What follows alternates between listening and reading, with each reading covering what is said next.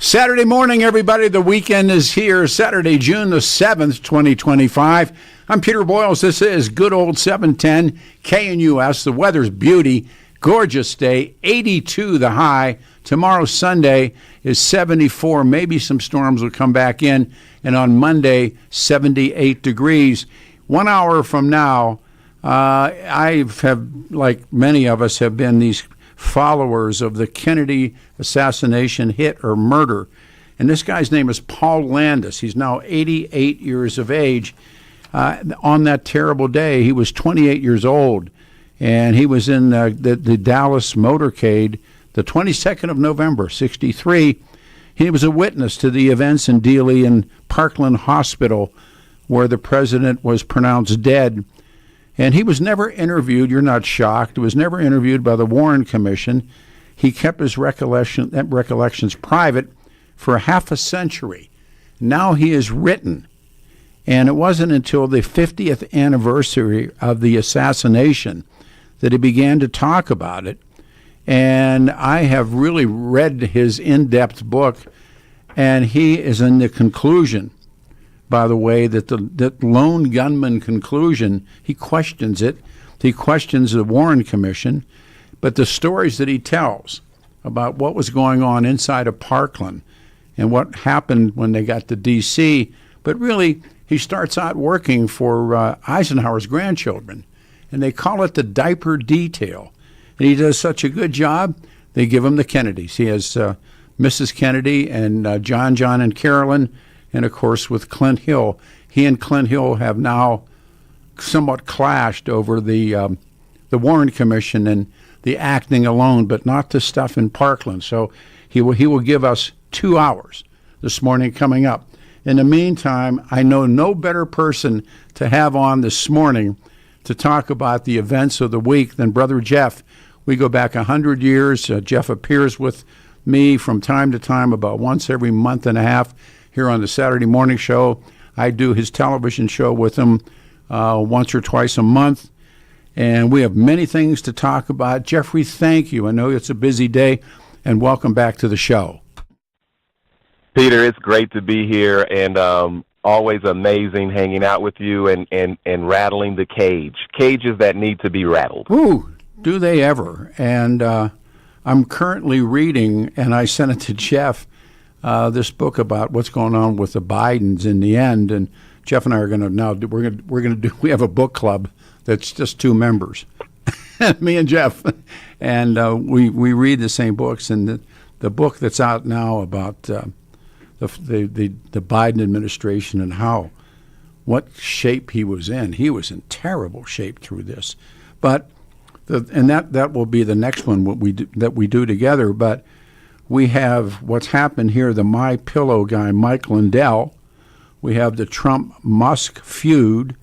And now we have the final end of John Caldero's show about what's taking place in Boulder and what takes place. Where would you like to go? And I'll give you the lead on this. Where would you like to take this? And lines are open, 303-696-1971. So, Jeffrey, where would you like to take it?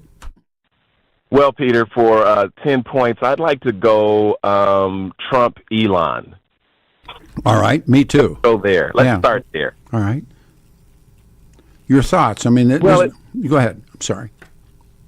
Well, it's interesting because we're looking at either an incredible fallout or red herring, and I believe because of the egos and the power involved, we are actually looking at a huge brawl. Now, I don't know if this was a movie. Would it be a comedy? Would it be a science fiction? Would it be a horror story? Would it be a combination of all of them? But it's getting pretty nasty, and there's a lot on the line. Regardless of how this breakup takes place, you can imagine the American and the global public as the children of divorce. It's not going to be good. They're not going to be able to reconcile by themselves, and I don't know who's going to bring them together, especially in light of the fact that it's gone personal. And Elon, says, well, here's the big deal, and it has to do with this name Epstein. And so that lays the foundation. I don't know how it ends, but everyone is interdependent in terms of what's taking place. The government seems to not be able to function without, SpaceX and the power of Elon. And then also Trump would not be president had it not been for this huge infuse of Elon. So what are your thoughts, Peter? Because that's the backdrop. Yeah, Musk has deleted his tweet in which I was up early this morning in front of the computer and taking my notes, but Musk has deleted his tweet in which he claimed that Donald Trump is in the Epstein files. So know that this morning. That's been deleted. Now, is it how these people operate? It's beyond. It's way above the two of us. Musk initially shared the post on Thursday, and that war between he and the president exploded over this disagreement over Trump's congressional spending bill. With the billionaire versus the president of the United States, the Epstein files is a phrase used to describe information that U.S. authorities have held back on the pedophile Jeffrey Epstein, who I believe was murdered in a Manhattan jail cell in 2019.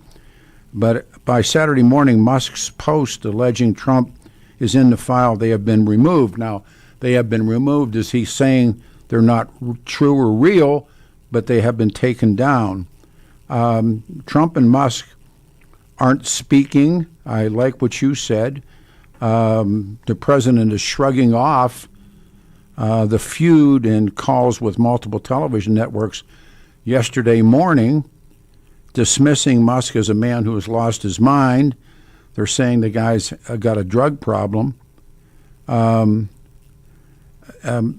Musk was, as someone once dubbed him, the tweeter-in-chief.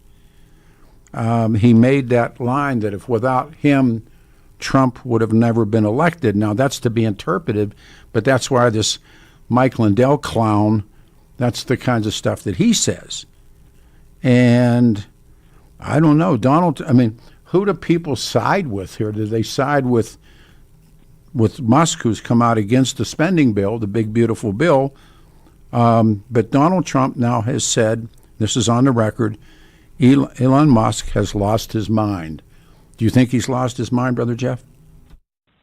I think both of them have their own challenges that they're dealing with, and I think that they are, incredibly intoxicated with power, the influence that comes with it, and when you think about who do you side with, it's almost back to this analogy of the children. There's a divorce. Which parent do you go with? You're going to still be interconnected with one, regardless, or the other, regardless of what the courts decide. And so there's truth, and I believe what both of them are saying. That's you can't deny. And then there's also the fact that when you take down a tweet, when you take down something from social media, you and I, as basic consumers, know that information never goes away. And it's just meaningless. Because you take it, it just because you take it down doesn't mean that it still exists. In the same way, Diddy thought that he was able to take down that taping at the hotel, and then it comes back to bite him, which I believe Diddy will be pardoned by Trump when you make all of these connections back to the conversation about Epstein, which I agree with you. I believe that he was murdered as well. But who do you side with? It's true. Trump would not be president without Elon. And then I think Elon made an investment, not a campaign contribution on behalf of the American people, but on behalf of the bottom line of his company. And his company is a part of that big bill.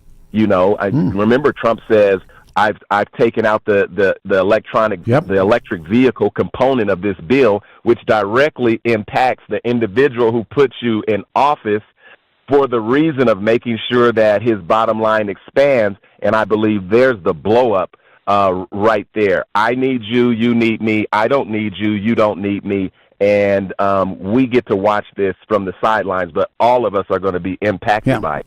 I agree. This morning when that was taken down, I said it has no meaning, but it was taken down.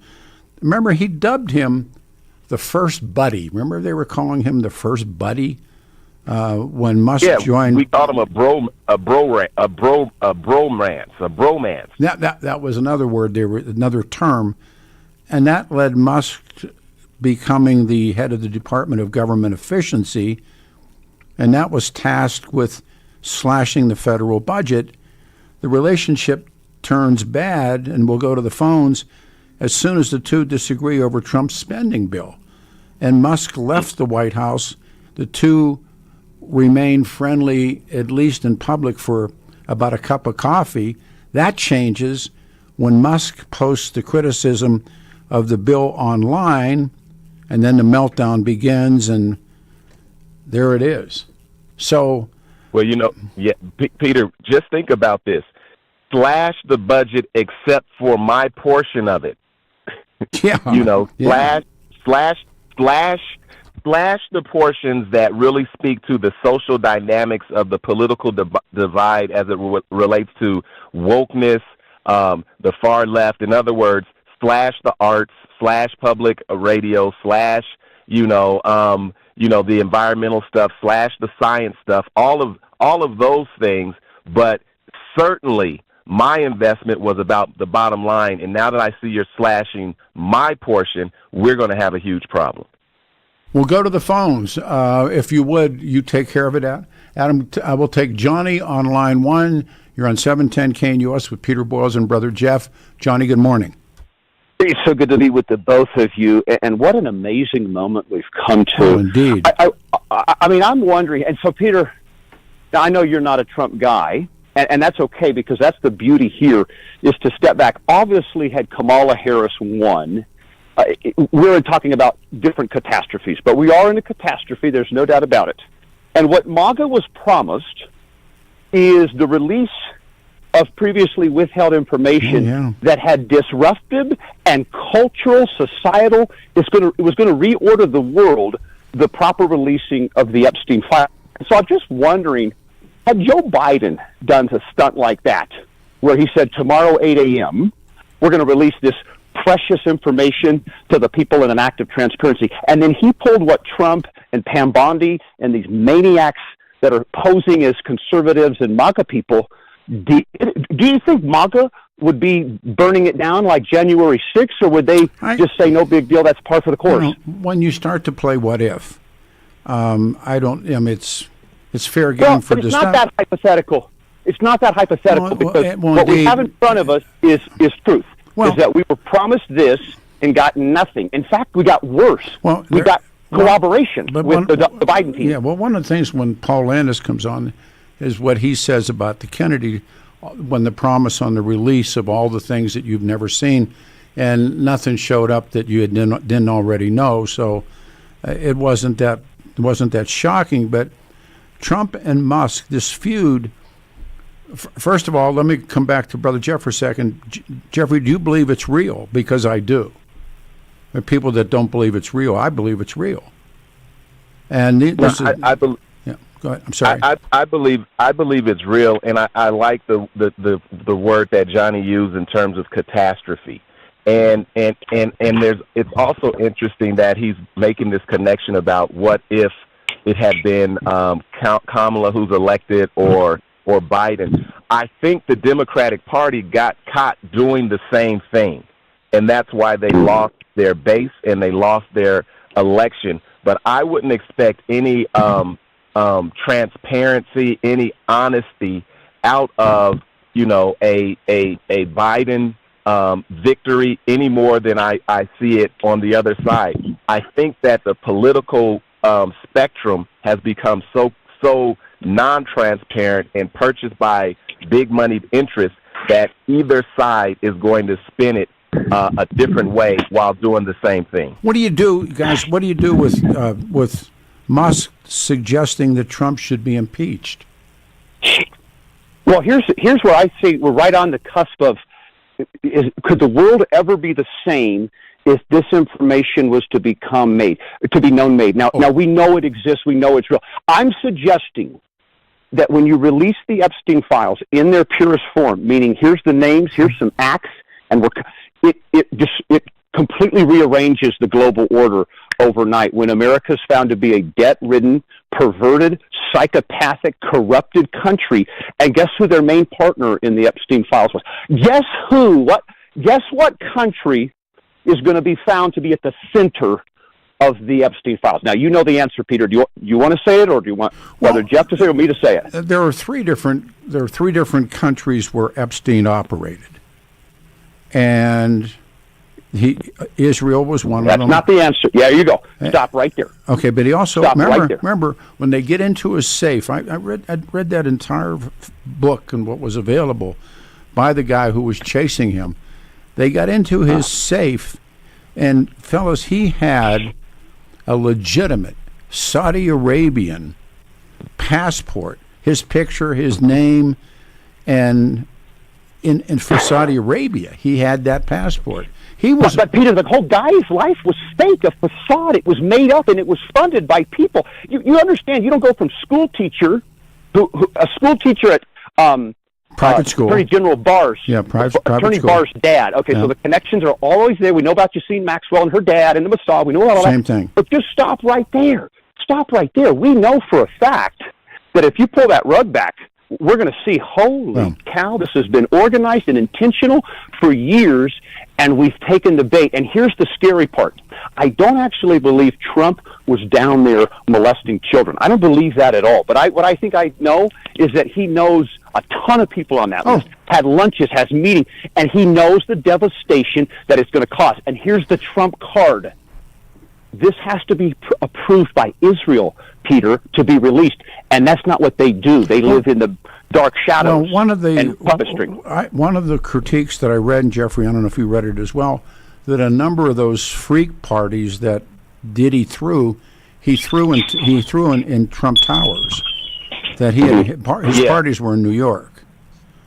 Well, that's absolutely true. And then and if you think about a black business music mogul who's doing certain things that attract these powerful individuals, it's not something he created. It's something that he is recreating and doing that has been the norm for a while, and now he's just participating. I think when we talk about these Epstein files and that tweet, it's going to come down to, yes, what did Trump know?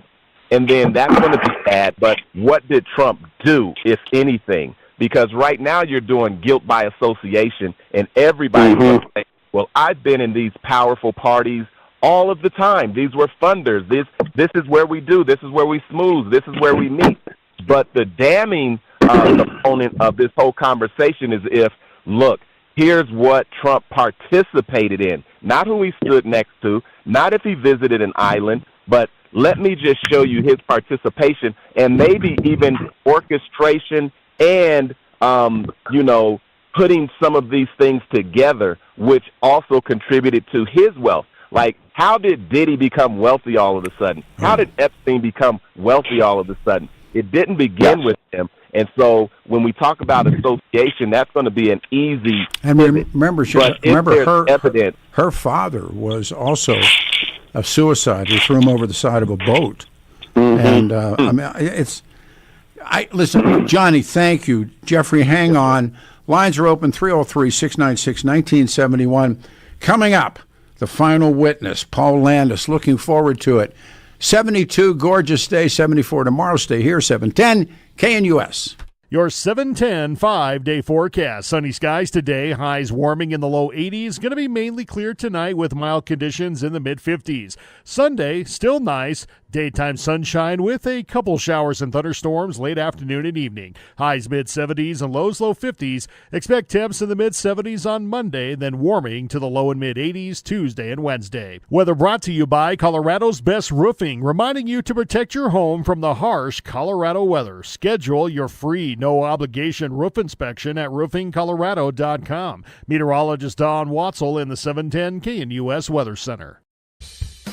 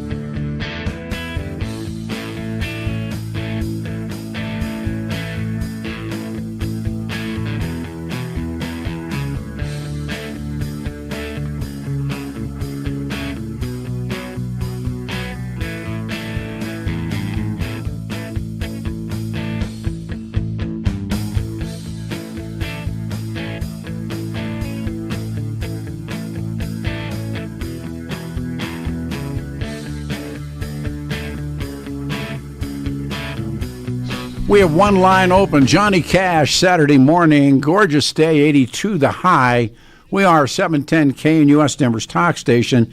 Guest is Brother Jeff. And then coming up, the final witness, Dan Kaplis' law firm. And Danny's my guy, suggesting if you choose an attorney who shares your values, you're way ahead of the game, because who you choose to represent you in an injury case says so much about you and everybody in the case. Danny Kaplis, longtime friend. We text each other a couple times a week. Son of a cop, former seminarian. He's done so much. Good father, great married guy. But he is a lawyer that does the job. To win 5 straight multi-million-dollar verdicts in Colorado crash cases is really saying quite a bit about Dan and about the firm. Dan's also believed to have won the largest truck crash verdict in Colorado history. I mentioned when we went through some stuff, and he was there. There.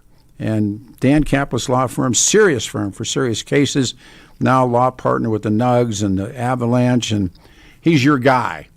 If you have a question and a problem, 303-770-5551, 303-770-5551. Kaplis Law Firm, and Danny's law firm is Dan, Caplis, law.com, 303-770-5551. With Brother Jeff as my guest this morning, let's go back to the phones. We go to Steve. Steve, you're on a radio show Saturday morning. Good morning, and thank you. Yeah, hi, guys. This business with Trump and Musk, I don't know if it's real or whether it's coverage for something else.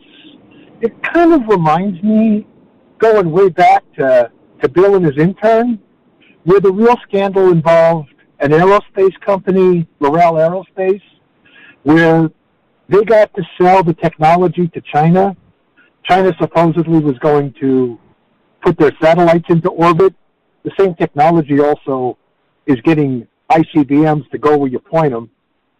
And I'm thinking something else is going on, and as far as the Epstein people, and Diddy, it's like, where did these people come from? Epstein never really had a job. Diddy was a rapper, and I'm sure, if you have a lot of money, you could have some pretty wild parties. Well, let's give it to Brother. Let's give it to Jeff. I love the question. Jeffrey, your thoughts? Yeah, I think that's what we opened up the show with.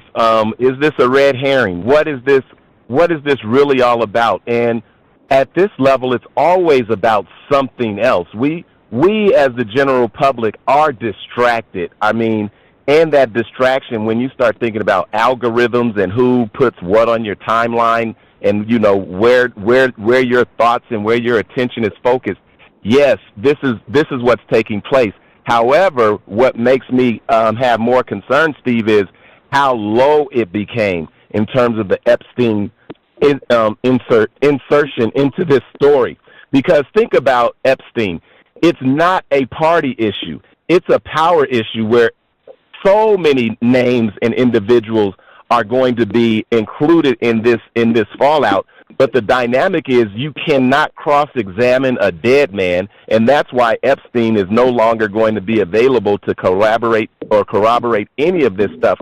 I know it's a distraction, and I know that small people put in large positions are a cover for people who are even larger, which begs the question, who's running this government in the first place? Who's behind the scenes? Steve, and those answers are things we would never have answers to. To both of you, does Diddy play out in this scenario that we're talking about across the boards, Donald Trump and everything that's going on with Musk? Is Diddy just a sideshow, or is he significant? I think he's significant because look, if Trump just pardoned Larry Hoover, whom he doesn't know, I do know that he knows Diddy. I do know that they have been in the same room. I'm pretty sure they have partied with a lot of the same people and visited a lot of places that none of us know anything about. So I know there's a connection somewhere, but I guarantee you it will never make it to the stand. And it'll be interesting if Diddy even survives his current situation alive. So I know there's a connection. Do you remember, Jeffrey, you and I, and then I'll turn it over to Steve, when you said to me that you didn't think Diddy would come out of this alive? You told me that. I mean, I would be surprised, depending on how this goes. I'm just wondering what happens at the federal level. Remember, he's charged with federal crimes, and all of it involves a lot of the things that we're talking about. And so, you know, they were talking about at these freak-offs, or these Diddy, not the freak-offs, but the Diddy parties, a part of the party gifts were children that were a part of these parties that were given to individuals. All of this stuff has been discussed. And yes, it's going to be concerning. And depending on whose names Diddy has in his chest, it's going to be a get-out-of-jail-free card, or you're going to see what took place with Epstein. All right, back to the caller. Steve, it's yours. It's yours. I'm surprised Diddy hasn't committed suicide. What, you and I? Epstein quite yet. The first guy that said that to me is on the other lines, Brother Jeff. He said everybody thought he'd Epstein himself. And then what was also interesting, and as another aside, Dan Bongino, who I had a guest on for a long time, he was always the rogue on the air with you. He becomes the head. He gets appointed by Trump and said Epstein's a suicide. And I thought to myself, did they just buy you off, dude? I mean, for all the people in the world to say that, is Bongino to say, how would he know that Epstein was a legit suicide? I was taken back by that. Go ahead, Steve. I'm sorry. No, that's fine. We see this all the time with what the people say and what they do, but I think Epstein and Diddy, they worked for someone where what they do, and it sounds like I'm wearing a tinfoil hat here, is with the freak-offs and the trips to the islands, where everything that you want is available and everything that you did is on video. Now they own you. Oh. And with that, one of the nice things about being an old guy is you get to see this all again. Absolutely. Long ago and far away. Absolutely. Lee Oswald, who was a poor shot in the Marine Corps and could speak Russian but was a loner, popped off 3 rounds from a building that wasn't secured. Wait for this guy to next hour. Wait for what he... here, let me throw back to both of you. The president shrugs off the networks on yesterday, and he's calling, this is Musk, this is a quote, a man who has lost his mind. He is not particularly interested in reconciliation, and this was another quote from Donald Trump about Musk. He said, the poor guy's got a problem. He's lost his mind. Why? I mean, that's a rough thing to say. A guy that was, your number one guy only 4 or 5 days ago. I think they're throwing up dust to distract us is what I think. I think something, and it goes back to Donald Trump wasn't supposed to make it out of Pennsylvania back last July.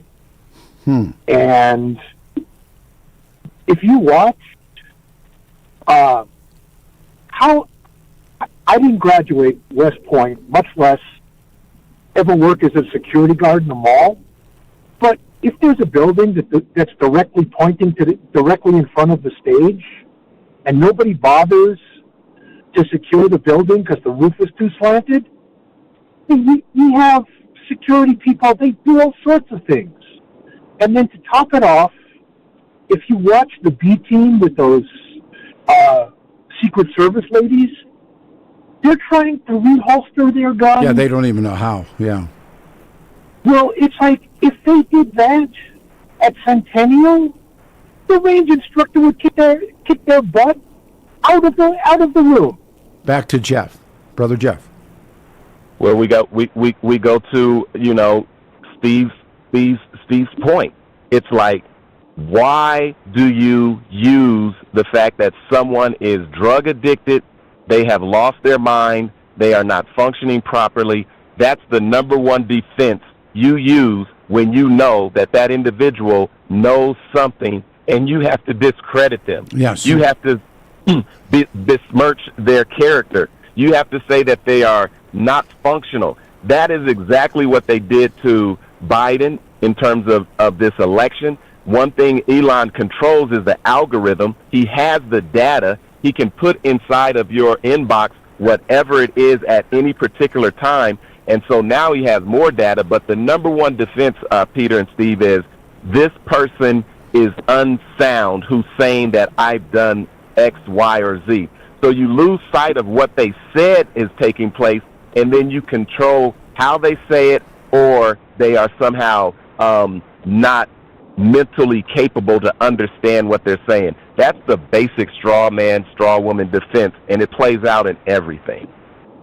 Back to the caller, Steve, and then we're going to jump to another caller. But Steve, last comment. Yeah, once again, I think they're kicking up dust.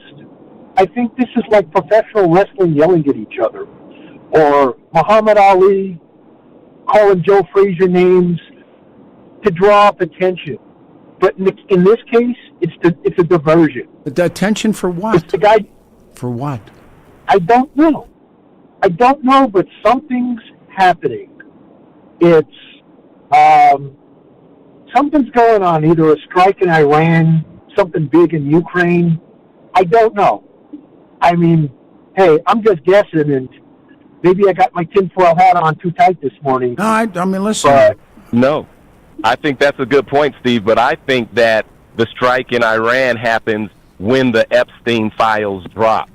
Like, that's when the big distraction is going to take place, when something very uncomfortable or very true comes out that you cannot defend. All of a sudden, there will be something that will distract us on a global scale. Final comment from both of you guys. I'm not in Jeffrey Stang. When one of the charges, one of the things that Musk says, he said, he wouldn't have won without me. And I thought, whoa. Is that, I mean, that's the kind of insanity that's this idiot that's on trial here, Mike Lindell.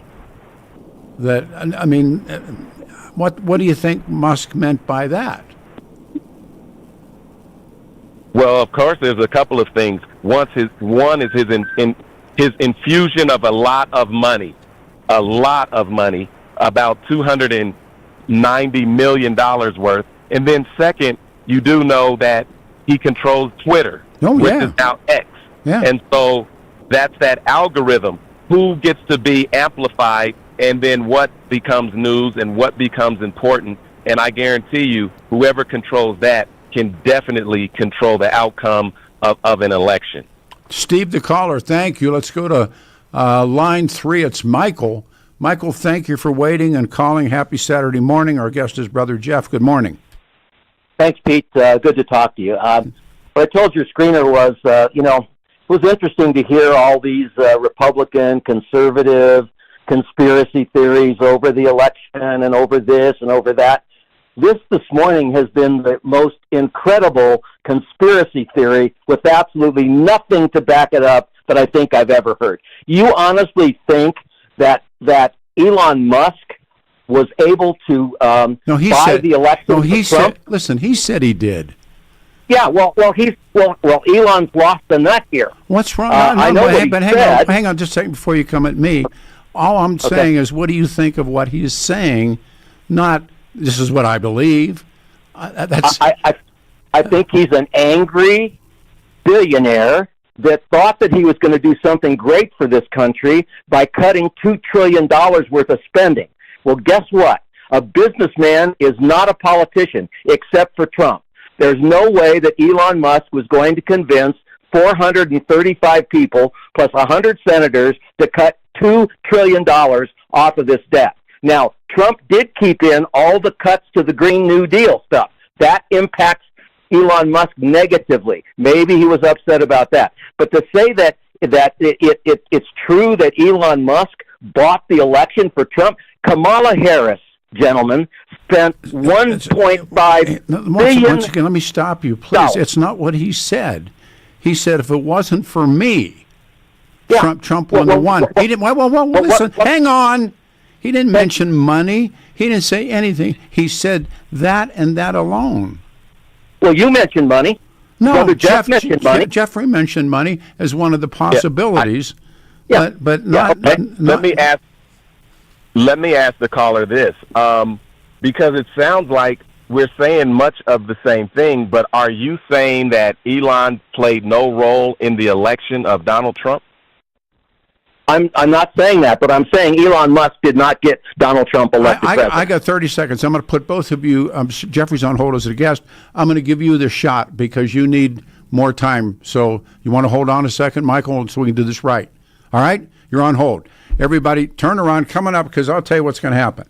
We got 2 hours of the final witness, Paul Landis, and then we'll come back to this topic and maybe even bring Jeff back 2 hours from now and put him on the show.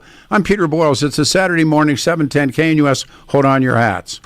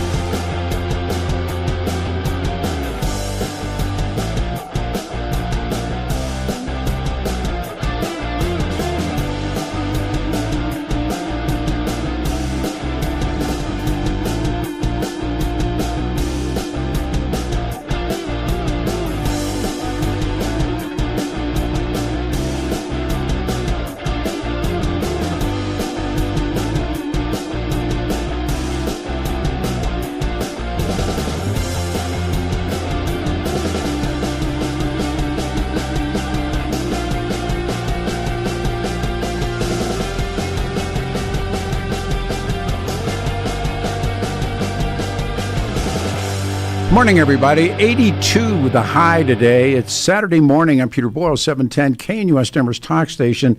Coming up, the final witness. He's 88 years of age. The Kennedy Secret Service agent, after all of these years, now breaks his silence. What a powerful couple hours. And I'm really asking, and I said I'd do it publicly, to see if Brother Jeff would come back on the air at noon and continue on. Our lines are jammed. And if Jeffrey, if you'd like to come back, the door is open. It's the Trump-Musk feud. We're going to go to Michael in Denver. Michael, you can take the final 2 minutes if you wish, and then we're going to jump after that. So, Michael, it's yours to get a chance to wrap up. Thanks, Pete. I appreciate that, and it's not going to take me 2 minutes. So let me skip now. I mean, when you say that Elon Musk says he had it, if Trump wouldn't have won without him, Yes. Could Bobby Kennedy say the same thing? Trump would not have won if I hadn't converted to a Republican Party. How about Kelsey Gabbard? But he's not saying. But he's not. Listen, brother, man. He's not saying it. This is the guy that is saying it. No, I understand that. That's why I think look, Musk is unhappy with this bill. There's no question about it. So what he's going to do and what he's going to say, who knows? Let me do quickly the Epstein issue. You honestly believe that the Joe Biden Justice Department had control of the Epstein files, and they threw everything they could to keep Donald Trump from being elected, but they didn't use this? But in cases like this, let me give me a second. I covered something called Denver Players and Sugar, and I think it ultimately took my job. There were Democrats, Republicans, there were all walks of life, very powerful men that were involved in Players and Sugar. You never saw the list of the people who procured those young women, with one exception. And so to make that case, it's like I always use this thing. You go to the dentist, he says open wide, you open wide, but you put your hand on the inside of his leg. He said, what are you doing? And you say, we're not going to hurt each other, are we? And so when you say that, I mean, I can tell you my own, and Jeffrey and I have talked about this for years, but what happened to me. And there were Democrats and Republicans, businessmen, there were all walks of life, athletes. I think there were some people who make the claim that they were men of God. I mean, it was Jeffrey knows. You heard him say yes. There was a judge. There was a judge who committed suicide. Okay, we got all that. We know what Democrats do. No. Stop, brother. It was everybody. It was. Believe me when I tell you, a lot of Republicans were there too, brother, man. A lot. Okay. And Michael, if I may, if I'd just like to ask you a question, Michael, before we go, because I think we agree. Of course, Elon is upset, and I'm sure it's attached to his bottom line. But are you saying that Elon did not play a significant role in the election of Donald J. Trump? I am saying he did not play a significant role. He played a role, but whether it was significant or not, no more significant than Kennedy, no more significant than Kelsey Gabbard, no more significant. They're not claiming it. Love the call. It was a call in the morning. Real quick, let's go to Francis, and we got to do this one because of time. Francis and Golden, thank you for waiting. You're on the air. Our guest is Brother Jeff. Thank you. Hey, Jeff. Hey, Pete. Hey, listen, I think the more interesting thing is to look forward and see how this feud shakes out, because I think it's a real feud. I don't think it's made up. And here's what MAGA basically operates like a cult light. And there's no MAGA member who's going to run from the leader, Trump. And if you look at how Trump has already characterized Musk, isn't this almost exactly like what the Scientologists, what Miscavige does? If somebody leaves, they're crazy. They've lost their mind. They're out of they're drug addled. I mean, that's exactly what they do. You just got to be honest about it. That's how these folks roll. Jeffrey? Well, it's really interesting in terms of how folks who support one issue or another are able to hear certain information and then are not able to hear other information. And I think that what individuals are hearing is in a tunnel that Trump is being attacked. whether it's by Elon or whether it's by the left or whether it's by progressives or whether it's by other Republicans. And so they're shielding themselves from the actual conversation without dealing with the issue at hand. Elon is saying some truth, and so is Donald Trump. And I'm with you in terms of, Francis, where does this shake out? Because I think it is a real argument, and it got real ugly real quick, and that's what tells me it's hard to recover once certain things have been said. Well, Peter, one of the questions I have is how quickly. I mean, the friendship between Musk and the president, that friendship goes it was a meteoric rise, and now it's an epic meltdown, and it's under a year. I mean, people that knew both of these men said this ain't going to last. These guys are going to go for each other's throat. Now you got probably the richest man in the world, probably the most powerful man in the world. How is this going to end, which is my question. How does it end? I think the cult is going to follow the leader. Meaning, what does that mean? Nobody's going to back Elon in this mess. I mean, they're not going to, in the battle between Elon and Trump for the heart of the ultra conservative movement. Mm-hmm. It's Trump. I mean, he wins every day and twice on Sunday. He's the cult leader. Nobody's going to go against him. It's not going to happen. Jeffrey? The Democratic Party wins if they handle this right. Because if you see what took place with the the weapons of mass destruction, and then Biden comes back and says, I'm not going to run again, and they show that his health is deteriorated and everyone sees it. Now, depending on how large this scandal or this argument and the fallout that ensues from it, the only winner can possibly be the opposing party that wants to come back into power. And that means, or that says, because I'm reading Original Sin right now, and the book that Jake Tapper wrote. I got to tell you something. If what Tapper is writing is true, and I suspect it is, Joe Biden most of the time had no idea where he was, and I've listened to the critique about the press covering up for him. There's a lot to that. When I saw a situation like this, fellas, anymore, I have no idea what I'm watching, except the country now is torn apart, and give all the other variables to all the other things as well. If the Democrats can do what the Republicans did, even though they didn't want to do it, and that's being reshaped by Donald Trump, if the Democrats are able to shake Biden, shake Obama, and do something that is fresh and new that will electrify voters, then the Democratic Party will course correct and take advantage of this climate right now. If they continue to try to do what they did by hiding what was taking place with Biden, then it'll be another missed opportunity on the behalf of the Democratic Party. Francis, your thoughts?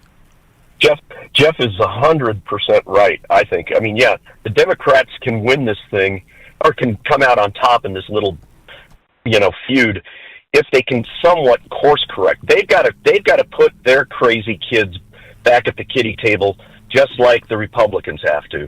And I don't know if they're going to be able to do that. I don't know if it's going to work. I mean, because the Democrats are basically just kind of a conglomerate of different and often opposing interests groups. I mean, that's what they are. So it's hard to get all those people moving in a direction to course correct. But, I think Jeff's 100% right. If they can, it's, the world's their oyster. We're under a minute. Thank you for your call. Final minute with Brother Jeff. I'd love to have you come back this afternoon, finish up the show with me for the final hour. But we never got to the other issues as well. The two big hits that were in November with the mainstream media and the Democratic Party, this Trump-Musk feud and everything else. I like what you said. This is really helping them if they know what they're doing, correct? It does help them, but we're not sure they know what they're doing right now. Yeah. They can't shake the Clintons. They can't shake, the Bidens. They can't shake the Obamas. And it sounds like in the book, all of them don't like each other or don't get along. There has to be something fresh, something new, something that captures the attention like Trump did for the Republican Party. And I don't know if the Democrats have that as of right now, but they've got to find it. In the book, it's the power brokers that out Joe Biden, not the press. Jeffrey, we'll talk in a little bit. We hit the wall. Coming up, Paul Landis on standby, the final witness. Really looking forward to it. Hang on your hats.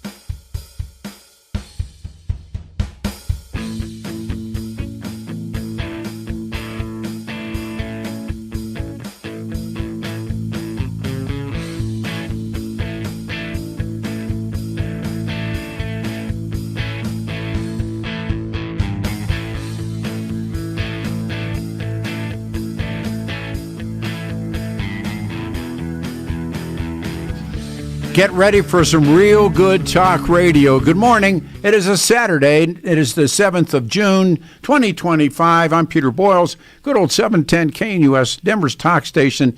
Saturday morning, 82 will be the high today, 74 on Sunday, and 78 on Monday. I've waited for this. Please say good morning and welcome to Denver, Colorado. The book is The Final Witness. Paul Landis is our guest.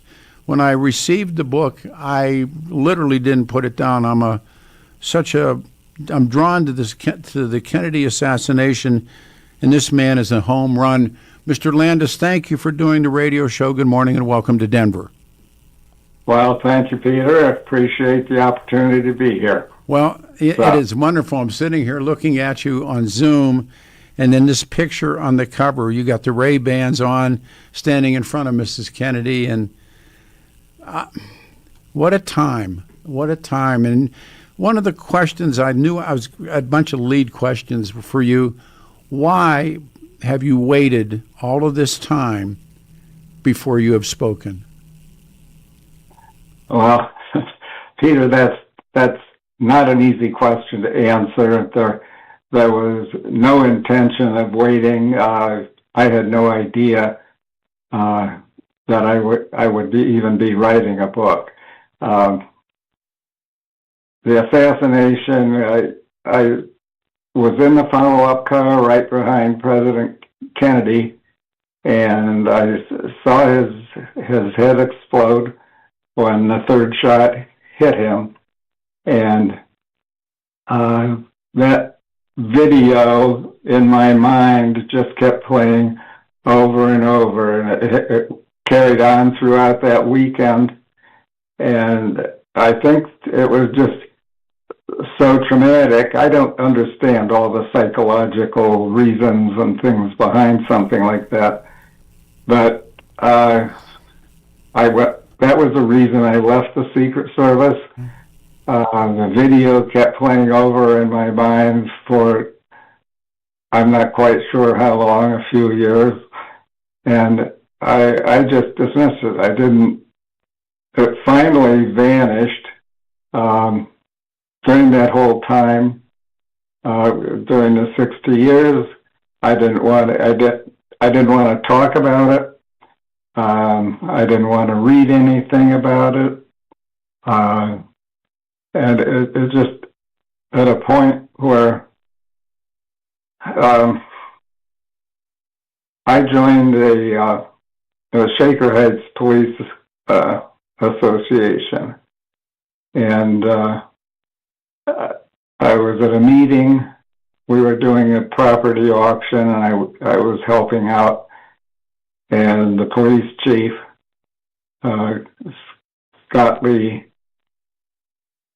came to the auction, and he waved me over, and he took me into his office, and he said, "Here," and he presented me a book.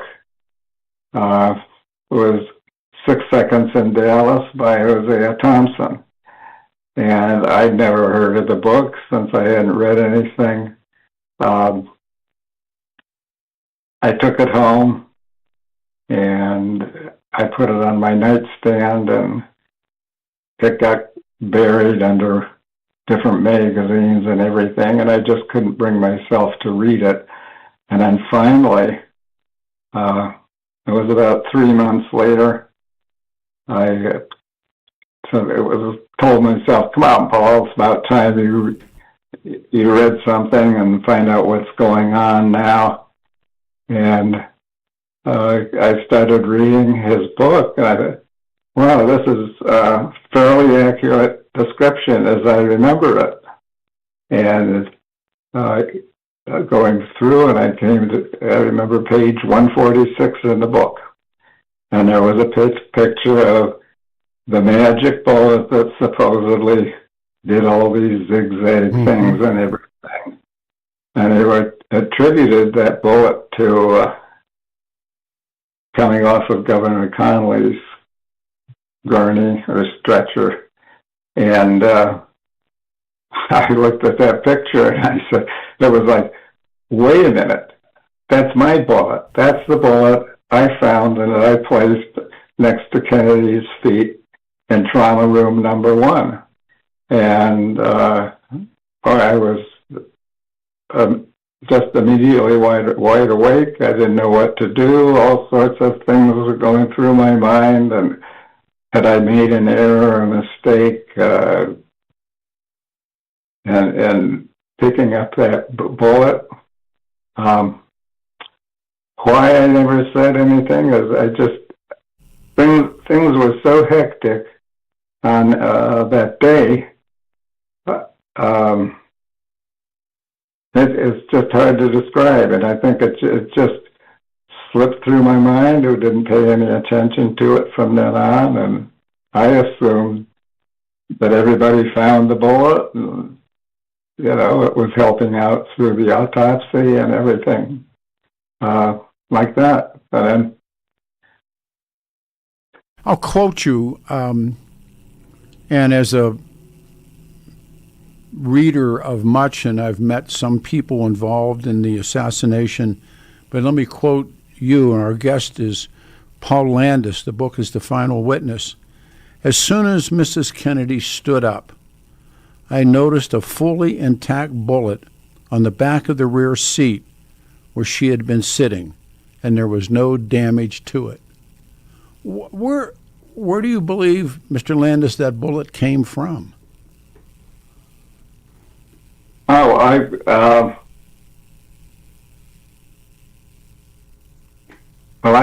I believe that it came from Oswald's rifle. Now, there's a lot of things that I didn't know or was aware of at the time.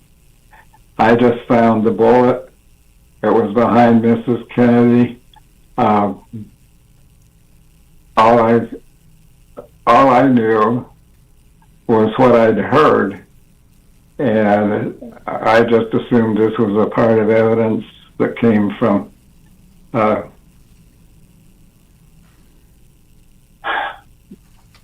it's hard to keep things in perspective to what I knew then at the time and what I know now 60 years later, and since I started reading. So I just assumed I heard 3 shots. I heard 3 shots come from behind me, from the rear of the auto, and I just assumed this is one of the bullets, or a bullet from one of the shots that I heard. And I just I picked it up, I wanted to save it. I let the experts figure out what happened. It was an important piece of evidence. I didn't want to see it get lost, picked up by a souvenir hunter or anything. Mm-hmm. When I got to Parkland, people were waiting for us. They were starting to converge on the car. I saw no agents around to secure the car, and this was just a quick decision that flashed through my mind, and everything happened so quickly, and everything was moving so fast. There wasn't really time to think. Again, this is a remarkable guest. The Final Witness, Paul Landis, is with us. That bullet has been called the magic bullet for 60 years. It's been called the pristine bullet. And the claim was it was found on John Connolly's gurney. And again, I quote you, I went over your book and read it and loved it and went back to find parts of it because I knew I was going to talk to you. I read you. I recognized it as the bullet that I had placed on the side of Kennedy's gurney. It was like, wow, this is wrong. What do I do? Who do I call? What do I talk about? And I understand this part of it. There aren't many people I would trust to call. And yet, when it comes time for the Warren Commission, they never call you. They don't bring you to the Warren Commission. Why do you think they kept you out of that? That's an excellent question. The Warren Commission interviewed Clint Hill, Yep. rightfully so, because he was the one that jumped on the president's limo. They interviewed Roy Kellerman, who was in the front seat of the limo. They interviewed Sam Kinney, who was the driver of the follow-up car. And how they interviewed Bill Greer, who was driver of the president's limo. Mm-hmm.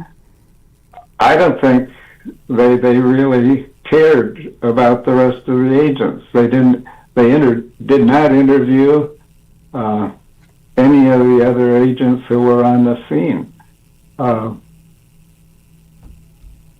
I had a lunch or breakfast with Burt Griffin, who was on the Warren Commission. He was from Cleveland. He became a judge here in Cleveland, and I asked him why I was never called, and he said that they weren't really interested in the Secret Service and what they did. They were interested in their job was to prove that Lee Harvey Oswald was the assassin. Yep. Assassin. Yes, he was. Yep. So, why there's never been a follow-up on that? I still, to this day, have not been interviewed by anybody from the government or reopening. There's no indication they're going to reopen the investigation. I don't know why. Remember, nobody's ever. For what it's worth, they never brought Jack Ruby before the commission. They sent two people to talk to him, but he had been declared incapable. I mean, for later in the afternoon or later in the morning, what I read was that you do not trust the Warren Commission. No one should trust the Warren Commission, but the fact that you weren't called, or that a Secret Service agent quietly places that bullet on the stretcher and doesn't bring it to the attention of the enforcement officials,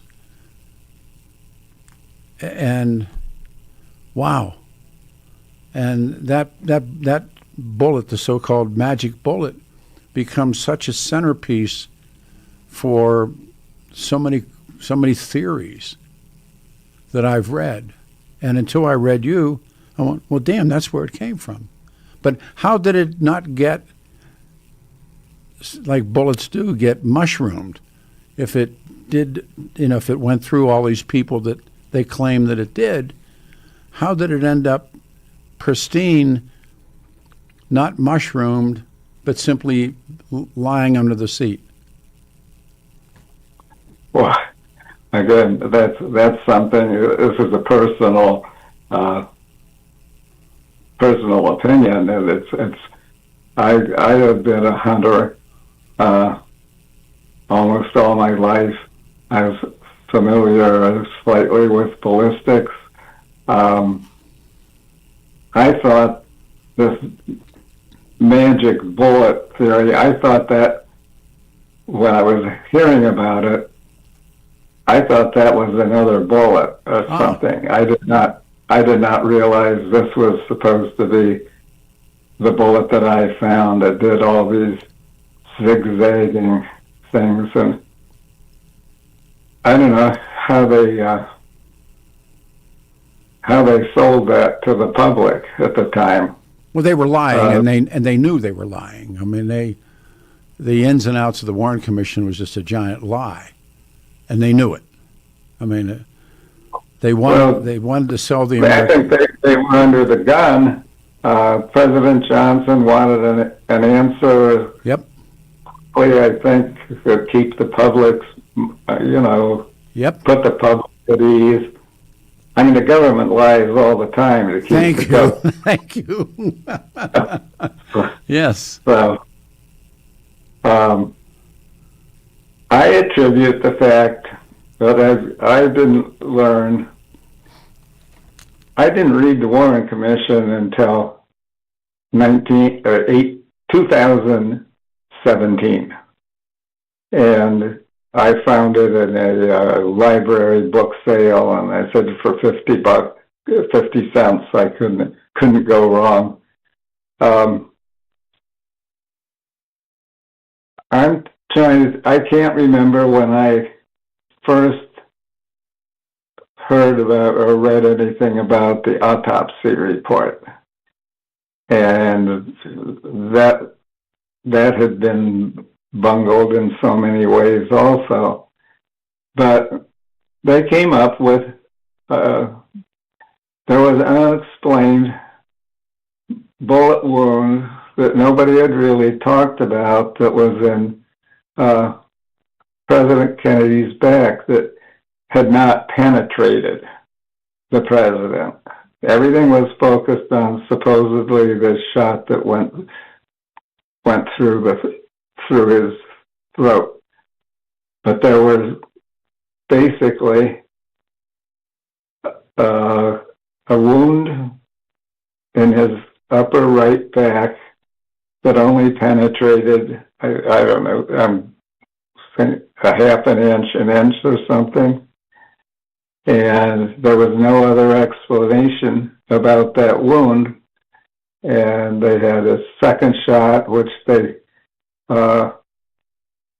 claimed it missed. I believe that that's the shot that hit Governor Connolly. And then the third shot, also coming from the rear, hit the president in the head. Now, there have been claims about the shots coming from the front. There have been so many claims. But to me, it's so ridiculous. It's kind of take a long time for me to explain. Take your time.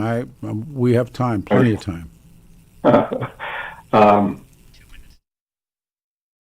I have my thoughts on the whole thing is the bullet that I found is the first shot that hit President Kennedy in the back, and that bullet did not penetrate due to an undercharge or some other reason. And that bullet, when President Kennedy leaned to his left, and when Mrs. Kennedy ended up reaching back over the trunk to retrieve a piece of the president's skull, that bullet had fallen into her lap. And when she reached back over the trunk, it was deposited on the top seat behind her. Oh. This all, 6 seconds. There's a lot. There's a lot going on. Let me do that. If I may, we're right close to our first break. One of the stories that you tell, and I had never read, was the insanity that's taken place inside of Parkland. So if we can jump to that, and then we'll come back. Our guest is Paul Landis. The book is The Final Witness. If you would put him up on hold, and we will return. 710 KNUS Denver's Talk Station. It's a Saturday. Hold on your hats.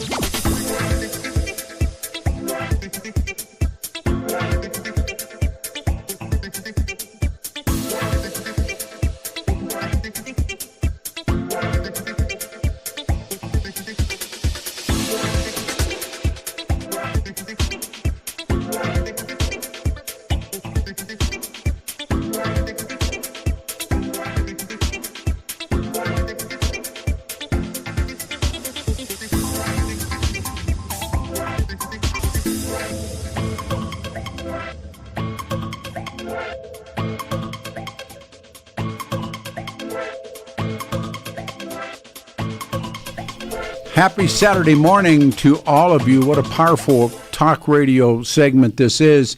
82 will be the high today, says the 710 KNUS Weather Center.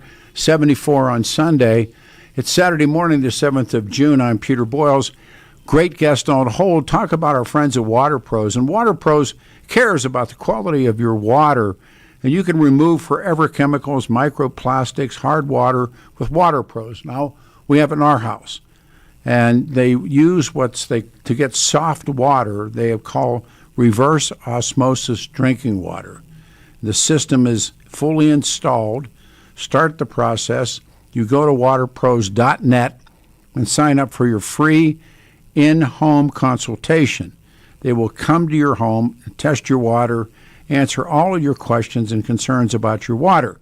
Now, I've learned to really, really trust these guys with the water, with our water, my water. They do it for you.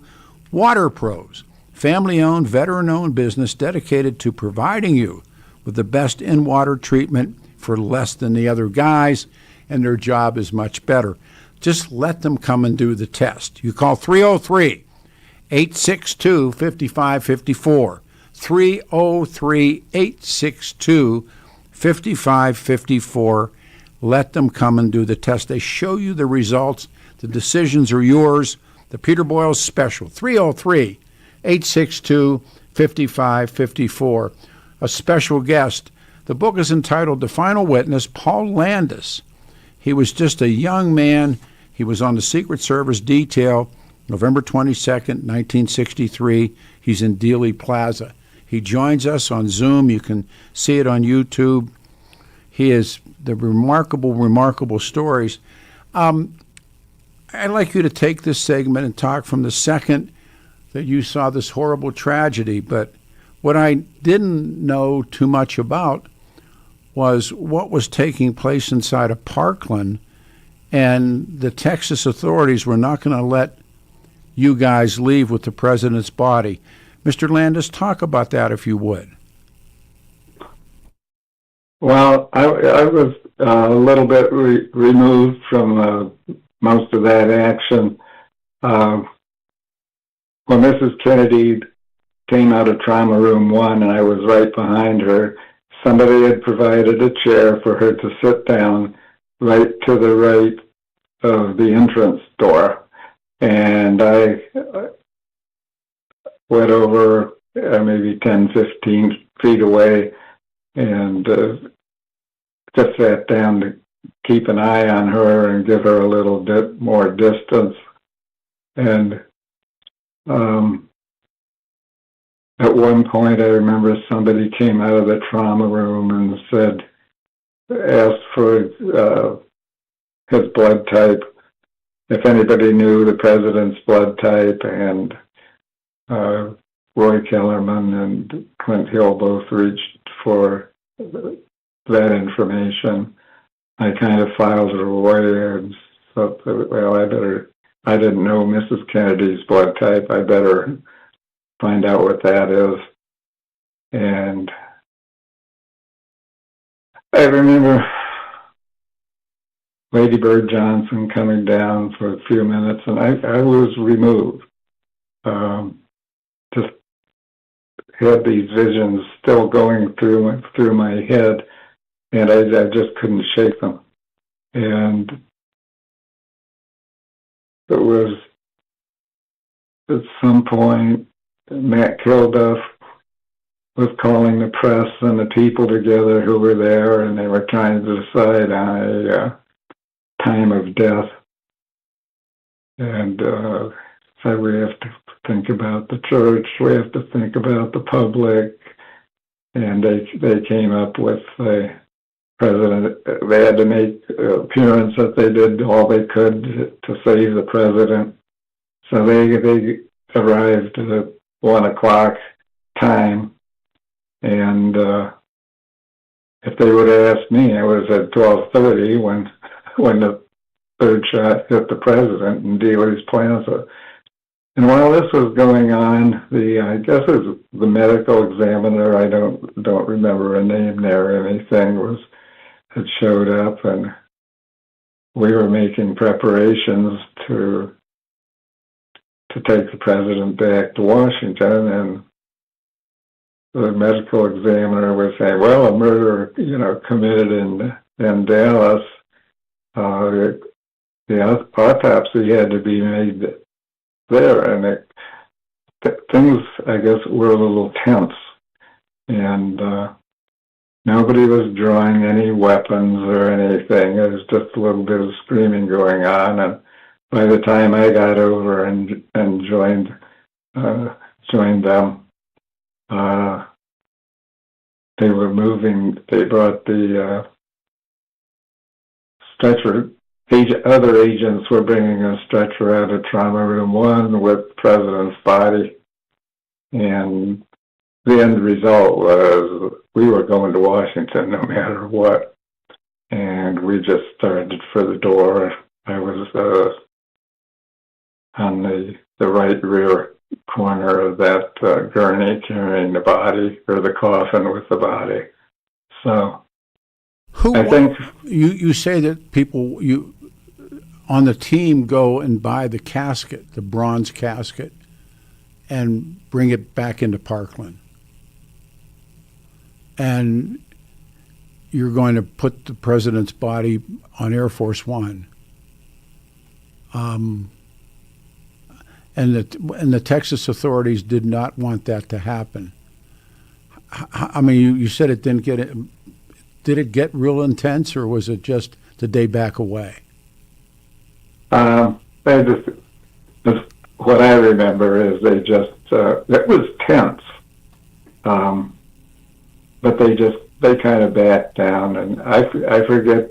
Oh, I think the agreement was as long as there was a doctor that was present with the body. They agreed it would be okay, and we had Dr. Berkeley, the White House physician for President Kennedy, and he went along with us and stayed with the body. You were. I'm sorry. No, I would say all this was going on. I was not aware of at that. But once we got to the airplane, Air Force One, I was not aware of it. But I was not aware of the agreement about Dr. Berkeley until sometime after that weekend. You say that they had to turn the casket sideways, and that the handle. Talk about that. You talk about that in your book. Well, after we entered the hospital and we were down the hallway, and we came to Trauma Room 1, and it was like I'm at the end of the casket. Mrs. Kennedy's behind the casket, and I'm behind her. And by then, all sorts of people were hollering, screaming, and joining, trying to join the procession down the hallway. And when I saw Trauma Room 1, it was like we had passed it. And they opened the doors, and, well, it was like a right angle turn, and we went in. Had to back up and swing around so that we could go into the trauma room head first. And that was how we had to make that turn. So then we get into Trauma Room 1, we're on a gurney, and people start to remove the president's body and place it on the examination table. And I followed in. The crowd was very rude, hollering, screaming, pushing, and shoving. As soon as we got into the room, Mrs. Kennedy slipped to the left side of the doorway, and she was standing there. And I just got pushed right up against the exam table while they were placing the president's body there. And I couldn't look. Everyone was focused on the head wounds. I couldn't look at the head wounds. I knew if I did, I'd pass out. I was feeling kind of faint at the time anyway. So I was pretty much focused on the floor and on the president's feet, which I was right next to his feet. And that's when the thought came in that this is where that bullet belongs. And somebody would find it and associate it with whatever wounds or whatever. It was all kind of crazy. It had to be a vision of hell in that room, the way you describe it, and other people have written and talked about it. You actually, there's a moment where you talk about when the limo is trying to get to Parkland, and there are people trying to get in the car, people that are on Kennedy's staff, and they're trying to climb in. You actually name them. Can you talk about that for a second? Nobody. The only person that got into the car was I had raced up to the car. I jumped out of the follow-up car when we got to Parkland. I raced up to the left side of the car. Mrs. Kennedy was sitting there with the president's head in her hand, in her lap. And I reached over, took her by the shoulders, and said, Mrs. Kennedy, please, can I help you? And she said, no, I want to stay. And about that time, Brent Hill had slid off the trunk. He came around to the side, and he entered the car, and I followed him in. Everybody else was focused. Nobody else was trying to get into the. I thought there were two prominent Kennedy staffers that got. They were at the side. Dave Powers. Yeah. And he was leaning. He was okay.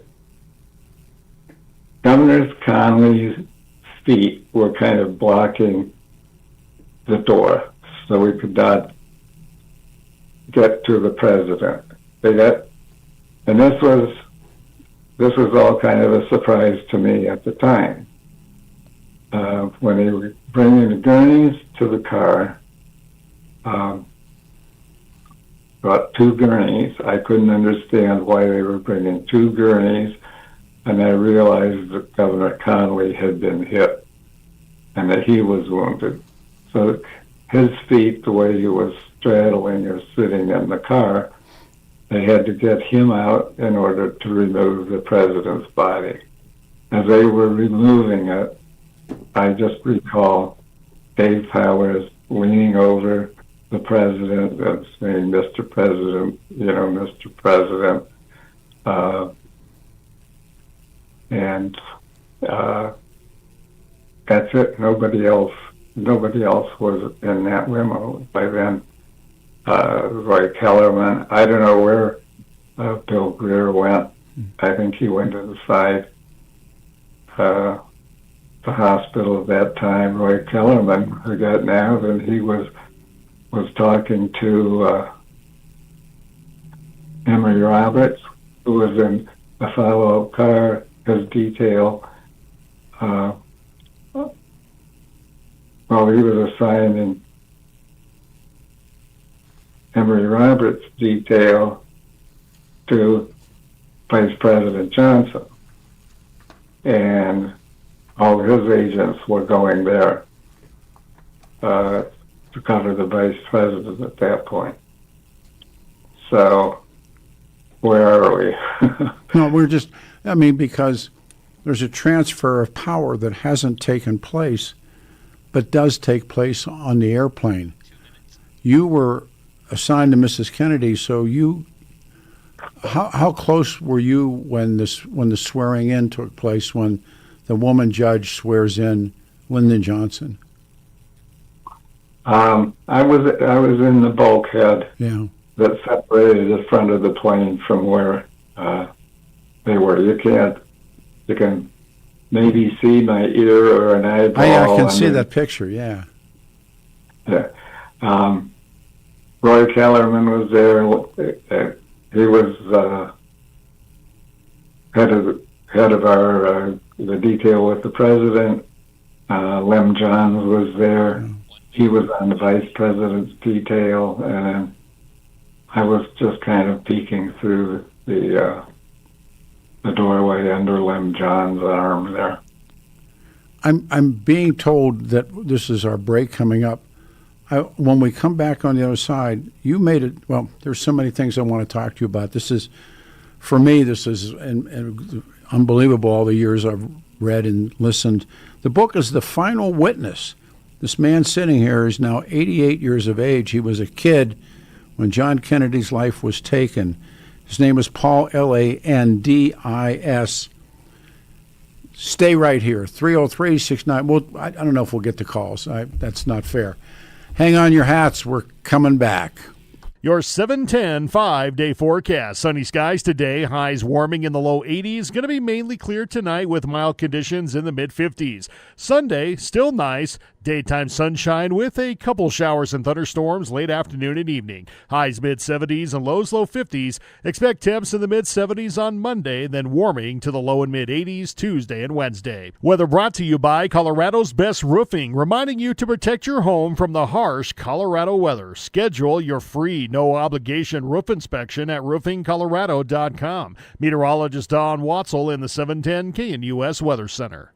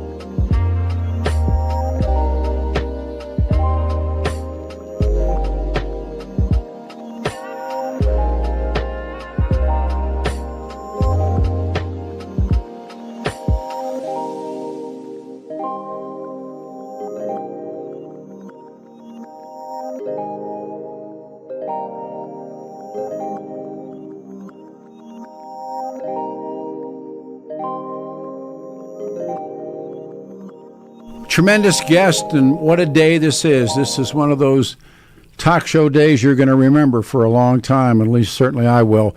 It is a Saturday. It's the 7th of June, 2025. 710 KNUS Weather Center weather beauty, 82 the high, 74 tomorrow.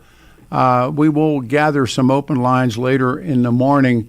Our guest is in Ohio, and you can hang everything on one moment sometimes in a career.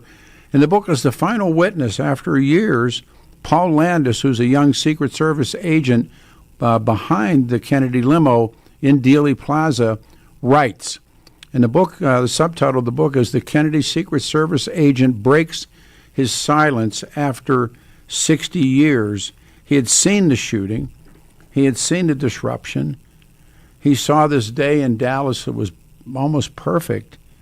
And he was on Mrs. Kennedy's security detail and went with her to Parkland Hospital. And Mrs. Kennedy would not let go of her husband, and she didn't want anybody to see what had happened. And Clint Hill takes his coat off and puts it over the president's head. And it's a horrible, horrible story. When you got back to D.C., you finally get back to D.C., what was that like, Paul, when you finally got back with the body? Well, that whole weekend was, to me, was very confusing. It was just a group of events, one after everything, all kind of was happening, one thing after the other. We got back to D.C. We took the president's body to Bethesda Naval Hospital. From there, we went to the White House, and we went to the Capitol building, and we had St. Matthew's Cathedral thrown into there, and Arlington National Cemetery. All this just was happening one thing after another. And all during that whole time, all I had going through my mind was the president's head exploding, and it was just like a videotape going over and over. There's a whole lot of there that I really don't remember. I remember being on the North Portico. We were waiting to take the president's casket to the Capitol building. Somebody came running out of the White House and said Lee Harvey Oswald had been shot. Mm-hmm. I ran in. I knew there was a television in the usher's office there. Looked out at that and saw a replay of that happening, and I went outside and told Tom Wells was there, Bob Foster was there, and I told them, it was true. Everything just kind of flowed together. It ran together. I don't remember one particular event or thing happening. I think people understand when something like that happens in your life, you remember glimpses and you remember pieces, but do you remember all of it? And the answer is probably not. But as you stay on, was it 6 more months you stayed before you resigned? What I promised myself was, if I didn't feel better and the visions of that president's head exploding, that 6 months I would be gone. So I just stuck that 6 months out. It was kind of, again, Mrs. Kennedy, she wasn't one to kind of lounge around. She kept busy. She had a lot to do. I mean, she was an active lady anyway, and she just continued that. And we spent most of our time traveling, but she did buy a house in Georgetown, but we didn't spend a whole lot of time there. With trips to New York City, to Boston. She took the kids skiing, Vermont, went to Antigua.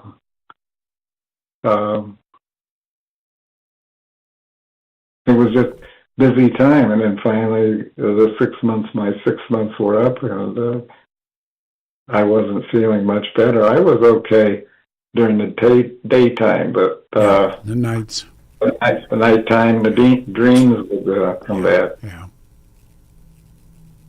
When there's a moment in the book that I've told people about that was really dear, where Carolyn Kennedy has this pony, Macaroni, and she decides she's going to take it in to show her dad, and you go in the Oval Office and tell that story. I think it's a great insight to Jack Kennedy. Okay, well, there's a little preface to that. Caroline, I was on the kitty detail at the time. I was not on the First Lady detail. And we had to take Caroline out. They would bring, if the pony, we spent weekends in Middleburg, Virginia, where the pony was kept. And they brought it up occasionally to the White House. And the one day we were out there, and I was running. Caroline kept saying, a little faster. And I was running, and this was in the spring, May of 1961. And a photographer with a telephoto lens got a picture of me running on that south portico, and I had, it was like there were 6 feet off the ground and in the air. And that made front page of the newspapers. And I don't remember how soon after that I got a framed copy of that picture, and Mrs. Kennedy had signed it, the 4-minute mile for Mr. Landis. And Caroline had made an X, or had written her name, and John Jr., there was a scribbly X. And it was that point I realized that Mrs. Kennedy really had a very subtle sense of humor. And there was another occasion, it kind of relaxed the feeling there. And another time I was out with Caroline, it was the same thing, and we were walking, and I was leading her, and she said she wanted to go see Daddy. And I didn't think that was going to be such a good idea, but, well, why not?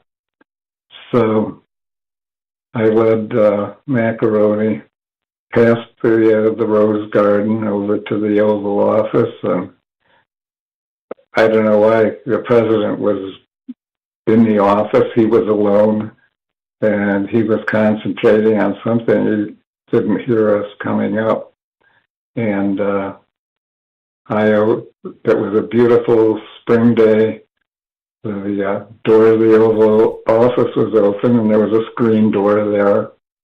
And I kind of peeked around the corner. The president was at his desk, and he had his head down.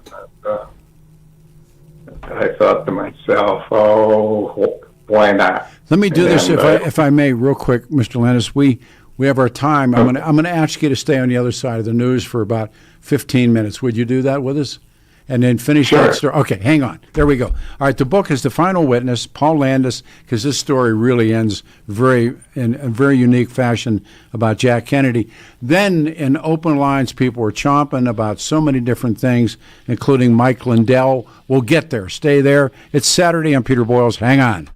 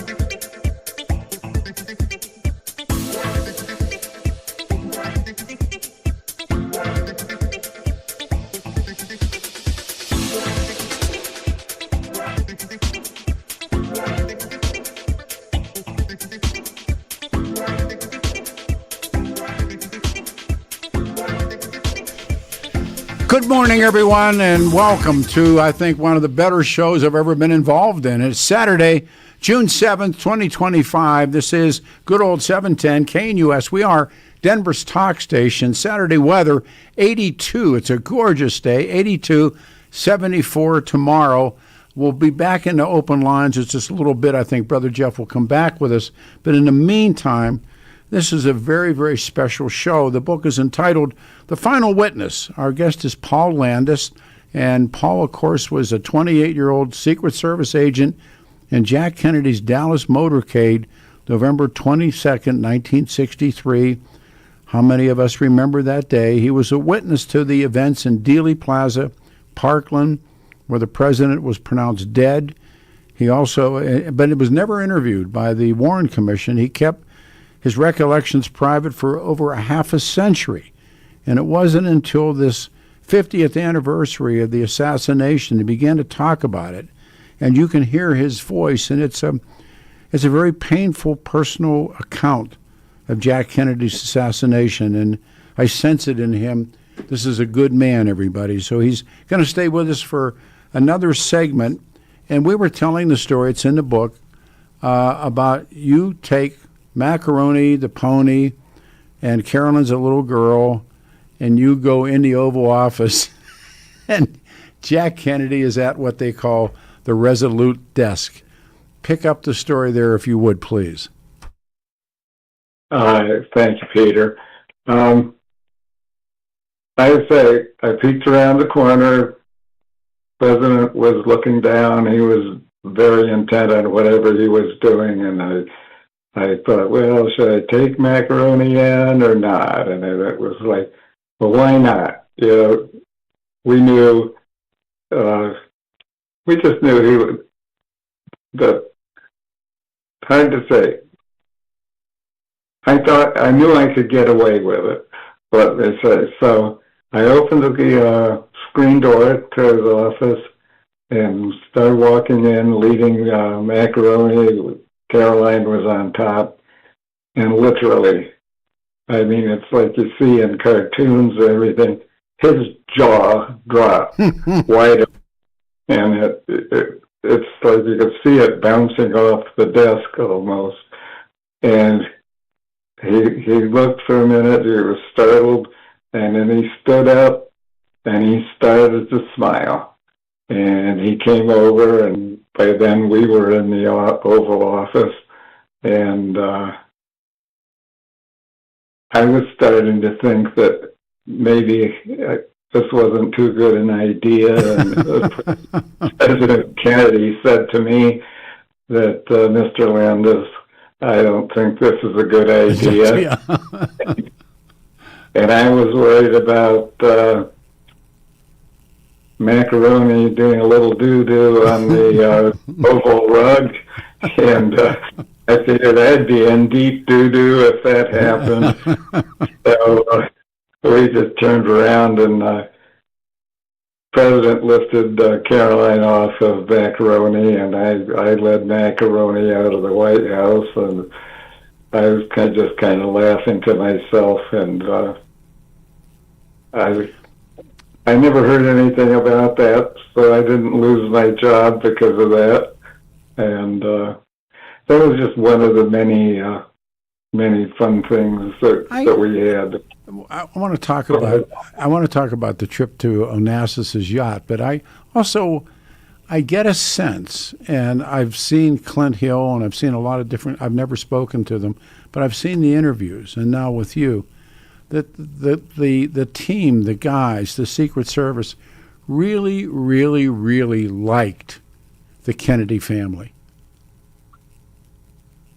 Yes, they did. It was I think, different from any presidency before or even after. Kennedys, they were fun people. And they were interested in the agents too. They knew everybody by name. My story there was my first day when I first saw the president, or President Kennedy. I was holding the door open for him to enter the main mansion, and I said, "Good morning, Mr. President," and he nodded. And the next day when he came down to leave the mansion, I was at the same post, and he said, "Good morning, Mr. Landis." He knew. And that just carried through to every agent on that detail. He knew everyone's name. It was, it's a serious detail, but he was, they were fun loving. It was, it's hard really to describe. Times were different. The country was prosperous. People, there was no hate like there's going around today.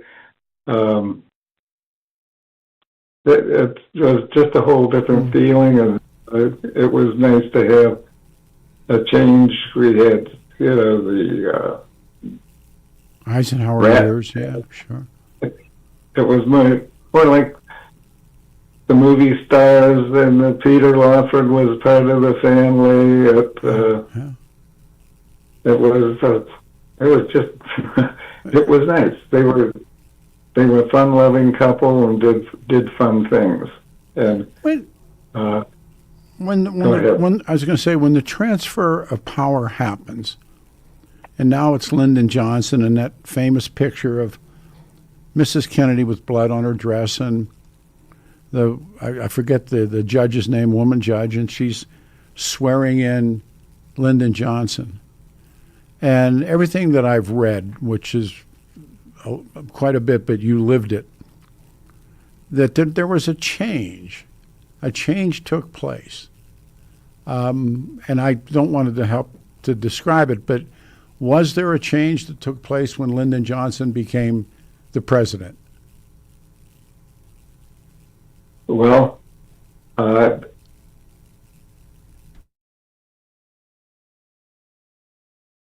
overall, a simple answer to that is yes, but I wasn't around the White House then. We were out of the White House. Clint Hill and I went with Mrs. Kennedy after she moved out and moved into Georgetown. Lyndon Johnson was an entirely different personality. Yes. So, in that respect, we'll leave it at that. That's fair enough. That's my understanding as well, that you could tell. And then it begins. During the presidency of Jack Kennedy, after Mrs. Kennedy loses the baby, she goes with her sister Lee Raswell, and they go to Onassis's yacht. And of all things, this kid, Paul Landis, you go to Onassis's yacht. We'll make that the last story, but what was that like to go? And it was Christina, I think, was the name of the yacht, and there you are. Talk about that, please. Well, that was quite a wonderful experience. Christina was named after Onassis's daughter. And when Clint told me we were going to Greece, and and he said we're going to be on Onassis's yacht, it was, at that time was believed to be the most luxurious yacht in the world. And we cruised up the Bosphorus Strait, went to Istanbul, Turkey, turned around, and we cruised all the island. The yacht was so luxurious. I don't know how to really describe it. The fixtures were gold. There was the rear deck of the yacht was could be submerged, become a swimming pool. They would pump the water out, raise the floor of the pool, and it would become a dance floor. He had 7 luxury suites, all filled with masters and paintings. Of course, Clint and I had to stay in the below deck with all the crew. And I think just to try to describe the magnificence, I can't do that. It's hard for me to put everything and remember everything to try to explain that. You don't like Onassis. I mean, in the book, you I think I forget the description you have of Onassis, and then of course, much later, Mrs. Kennedy marries Aristotle Onassis, and that's a whole separate thing. And you're off the detail by then, but you didn't trust Onassis, or you didn't like Onassis, did you? Well, they just didn't believe him. Clint knew a little more about him than I did. He was sneaky. Yeah. And he tried to, he didn't like the idea that we were there and we had to be there. We were an uninvited part of the, I can't say crew, the guests. So we had one night, I don't know, we have time. How much time do we have left? Take your time. When he really, I think, was trying to ditch us when they came up. Mrs. Kennedy, other guests on the ship came up after dinner, and I think they were a little tipsy,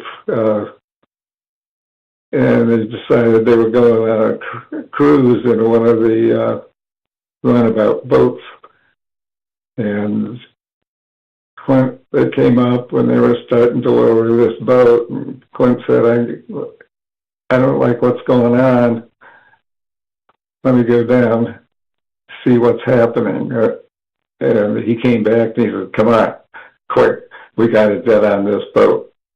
And everybody went down the ladder, got on the boat, and this is like 11, 12 o'clock at night. And we no sooner get on, and I think Onassis was not happy that we got on the boat. They zoom off, and they have no running lights on, and the Christina is going seeing it back in the distance, and we're racing, and you look all around, there's nothing but blackness and darkness. And I don't know at what point the crew member who was steering the boat turned on a spotlight, and right ahead of us was a cliff. And he swerved as hard as he could, and I was hanging on the back of the boat for dear life. And I swear it almost seemed like you were within arm's length of this cliff. And everybody was laughing and having a great time. And I thought, boy, that was the closest time to anything where we came close to losing Mrs. Kennedy. And I had all these images going, the headlines and newspapers going through my mind. But he tried another time to ditch us. Clint saved the day. He beat him at his own game there. That's another story. That's in the book. Other than that, I mean, it was just a fantastic trip. We ended up, Mrs. Kennedy told us she was going to Morocco to visit King Hassan. We spent 3 days in Morocco. We stayed in the Baja Palace there. I just experienced so many things, wonderful things. I remember the good. I try to remember that more than the bad. I was just, a small-time kid that ended up, when the assassination happened, it was, I was at the wrong place at the wrong time. Indeed. And, we never know where that's going to lead. Paul, you're a great guest, and you wear, as we used to say, you wear it on your sleeve, and it's apparent, and things don't go away. I've told people this. Events happen in your life that could be 50 years ago or 30 years ago, and they're still with you. They stay with you, and they're going to stay with you.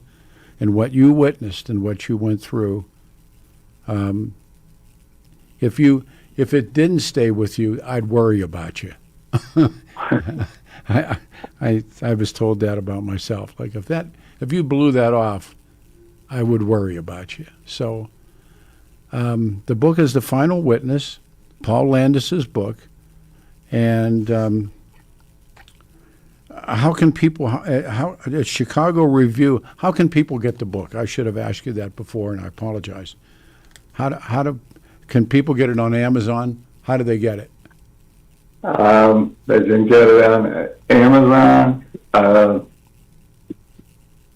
I believe it's still available on Amazon. They can, if they have Venmo, they can go on Venmo, or they can email me, send the information. My email is ssalandis@gmail.com. And I can either send them a book, they can check in with the publisher, check their local Barnes and Noble store. Yeah. I think any of those places. It's worth the read. I literally didn't put it down from the. I mean, as it became my book for that time period. Chicago Review, by the way, is his publisher. Last name is spelled Landis. First name Paul. The book is The Final Witness, and indeed you are. I hope we meet again. You take care of yourself, sir. You gave us an amazing time period of talk radio. Thank you, Peter. Appreciate it. Thank you. You made our day. Thank you, sir. I'll see you then, I hope. I promise. All right, everybody. 303-696-1971 is open lines. We have begun the show talking about, the Musk, Trump, but there's so many other things, so it's catch as catch can. My friend is David Ellis, and you've heard me talk about getting valuables, taking valuables to David, getting a fortune in cash, securing appraisals from David for all of those valuables you have tucked away in your home is still true. But let me share you this other reasons to see David, just in case you don't have a Rolex watch or a tea set. You see the man, go see David for all the most meaningful gift-giving occasions. David Ellis, the jewelers have been the right items, the right time for special people that mean the most. An antique watch, an emerald pendant, precious metals, antiques in Colorado for decades, and dazzling cases filled with hundreds of new and used pieces your loved ones will treasure. He is the man. Visit my friend David. See for yourself. 3rd and Clayton and Cherry Creek, 6 days a week. He's there now. DavidEllisJewelry.com, 303-322-8779. We come right back with your calls, and we'll get this puppy rolling. Hang on.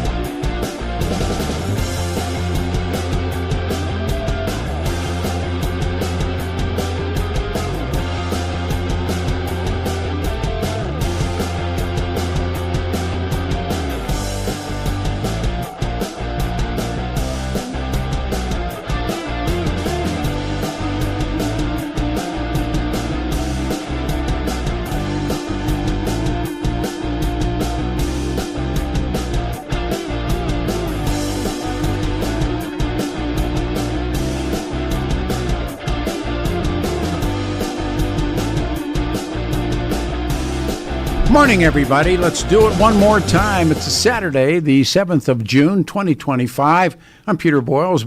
This incredible day. My motorcycle's out there. 82 will be the high.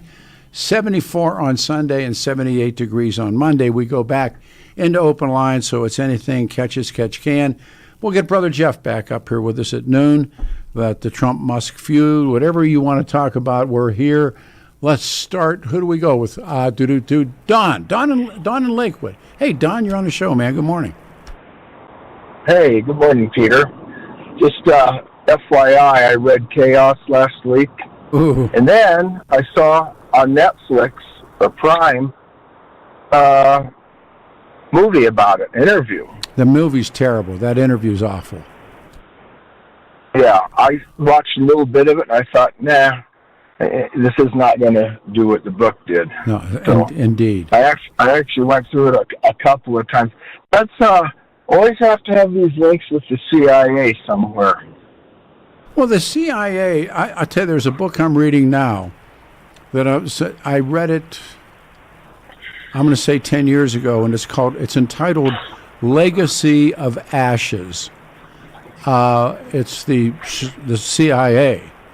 And indeed, right. It is worth your time.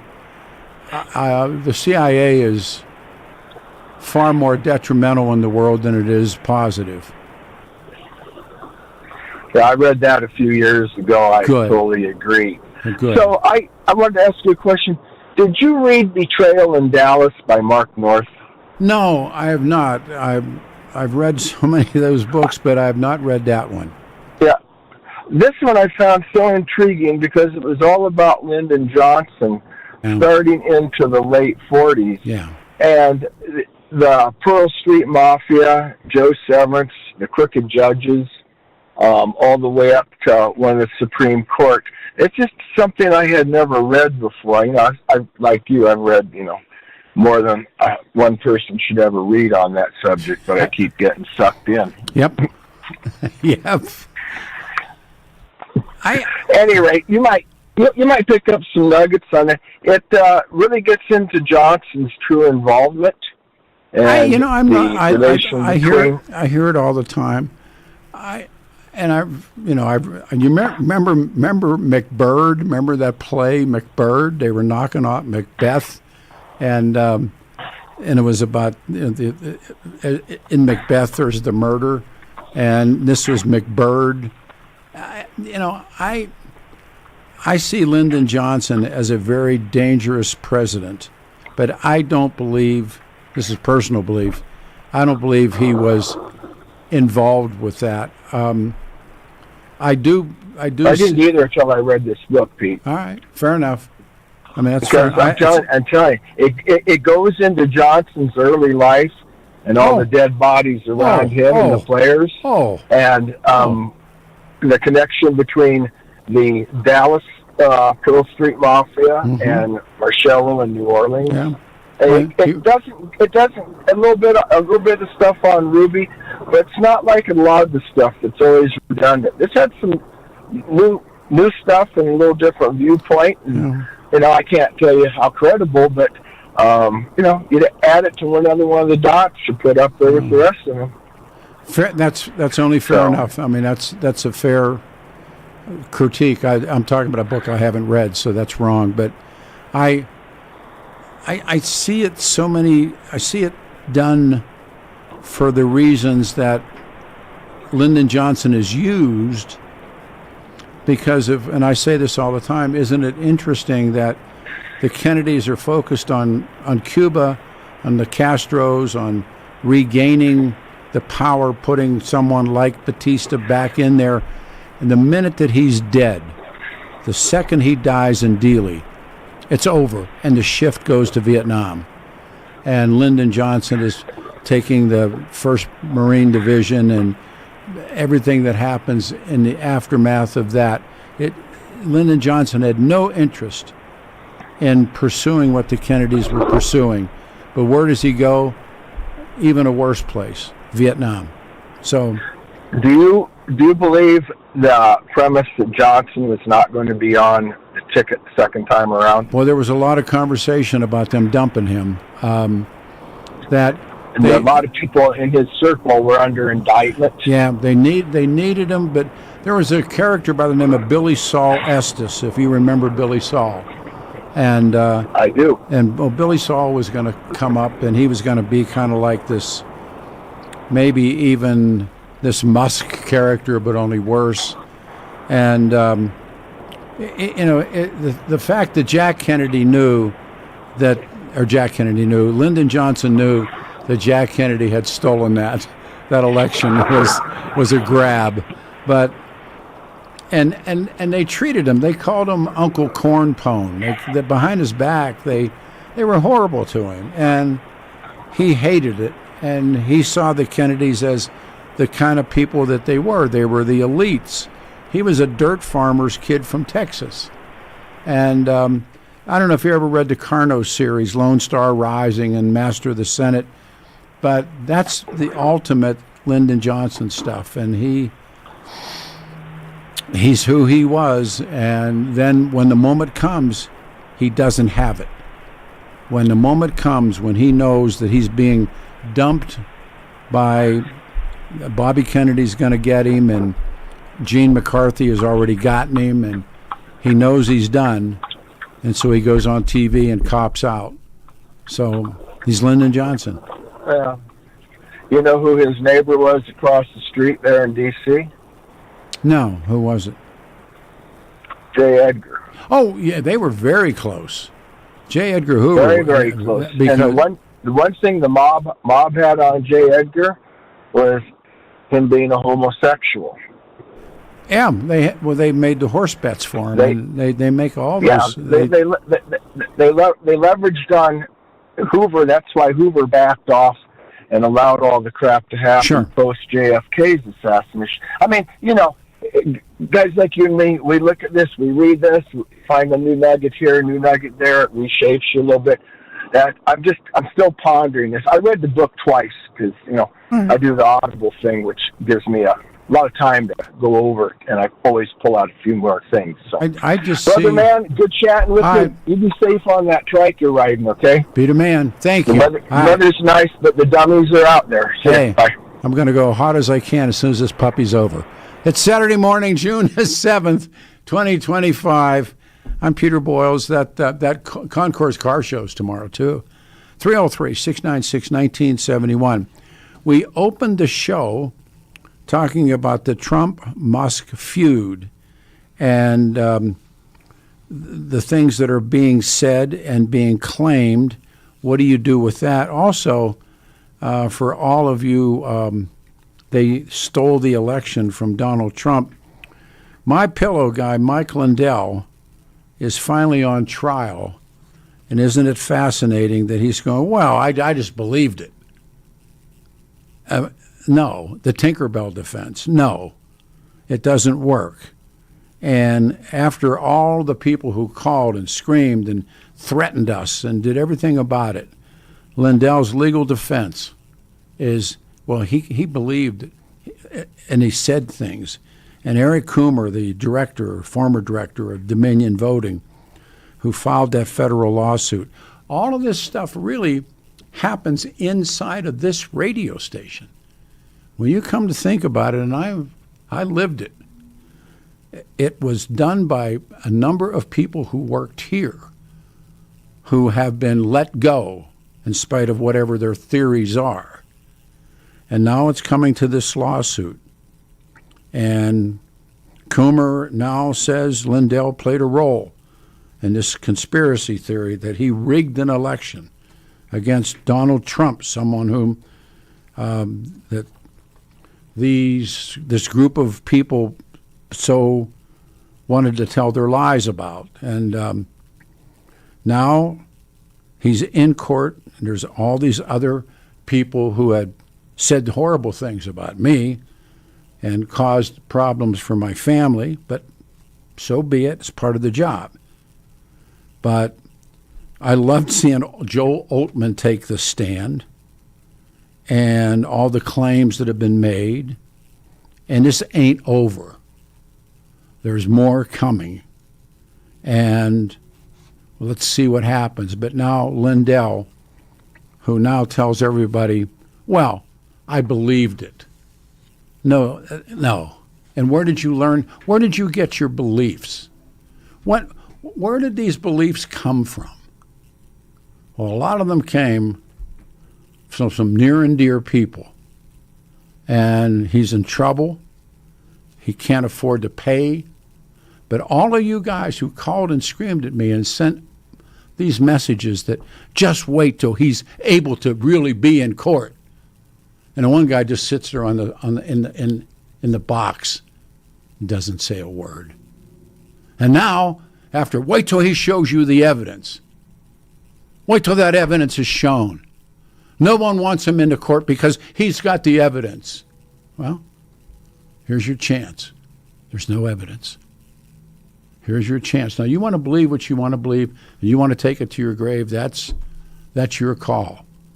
But so far, everybody's paid off. In fact, it got disclosed how much money that the next, and we know how much Fox News paid, and that retort was, well, they were just afraid. Yeah, Rupert Murdoch was afraid, so he gave $800 million. So my foot. And OAN and Newsmax, and how much they've paid, and how much, I don't know if this guy's got two nickels to rub against each other. But it's a stepping stone to the next one. And that's the one ring that will control them all. And then we'll see what happens. Trump-Musk feud. What these guys are saying now about each other. What do you do with that? And by the way, because I love watching this, Rudy Giuliani, who was once the revered prosecutor who took on the mob, is being disbarred, and he's rock bottom, and he's a guy. And the Kraken rolled over. She gave people up, just like organized crime. And so you watch all this stuff, and you want to say that all this evidence is out there. Here's your chance. And there ain't no evidence. There's nothing that Lindell can walk in the door. And now a defense after you take a guy and try and wreck his life. And what do? Well, I believed it. Well, where did you get the information that you believe? That's important. And that's next. So, what do you make of the run between the Musk-Trump feud? I mean, this guy was the first brother, man. He was the first bro. And he goes, and then the Epstein files. And we're going to get Brother Jeff up again. They were talking about how it's tied into Diddy. And by the way, if you don't know this, Musk now suggests that Donald Trump should be impeached. The Epstein files is a phrase used to describe information the United States authorities hold on the disgraced financier and pedophile Jeffrey Epstein. How many people really, don't you believe he was murdered? I certainly do. I don't know it. But I'll bet right now, I always said that Diddy's buying protection. Diddy's got protection. On the Musk post that he put up alleging that Donald Trump was involved with Epstein was removed. Does that make it so? Trump and Musk don't appear to be speaking, but I don't know what to do with all of this. Musk claims he got Donald Trump elected. Donald Trump says Musk is a man who lost his mind. He's a drug addict, not particularly interested in reconciliation with the guy. And his quote was, "The poor guy's got a problem." This is not good, in spite of, what you want to do. And reporters asking Donald Trump if he's still considering cutting Musk's government contracts and subsidies after he threatened to do so on Thursday. This is amazing stuff. And it's sad to watch it. But it wasn't like somebody didn't see this coming when they said these two guys line up on each other. Pooh. It's going to be some really rough going. So what do we got? We got 11:38. We got a minute to the pause. 303-696-1971. can you tell me? What, Mike Lindell, just tell me how you waited and told me and used to scream and beat me over the head with Mike Lindell and all these other jokers, and they're, the Kraken and Giuliani and everything else that was happening at this radio station. Where are they now? They're in the woods. What are they doing? Well, Lindell's in the spotlight, but not for the pillow, but rather for being the front of this defamation court hearing. And I don't know what he's got left to pay off, but the other guys do. And what was the great line? If you don't do it, somebody else will. And watching Lindell in action has been just spectacular. So, we're going to take a pause. 303-696-1971. We'll take everybody's calls and open lines. Tell me, who do you believe, Donald Trump or Elon Musk? Who's right, who's wrong? World's richest guy and the world's most powerful guy. What do you think this is really about? Because it's going to hurt.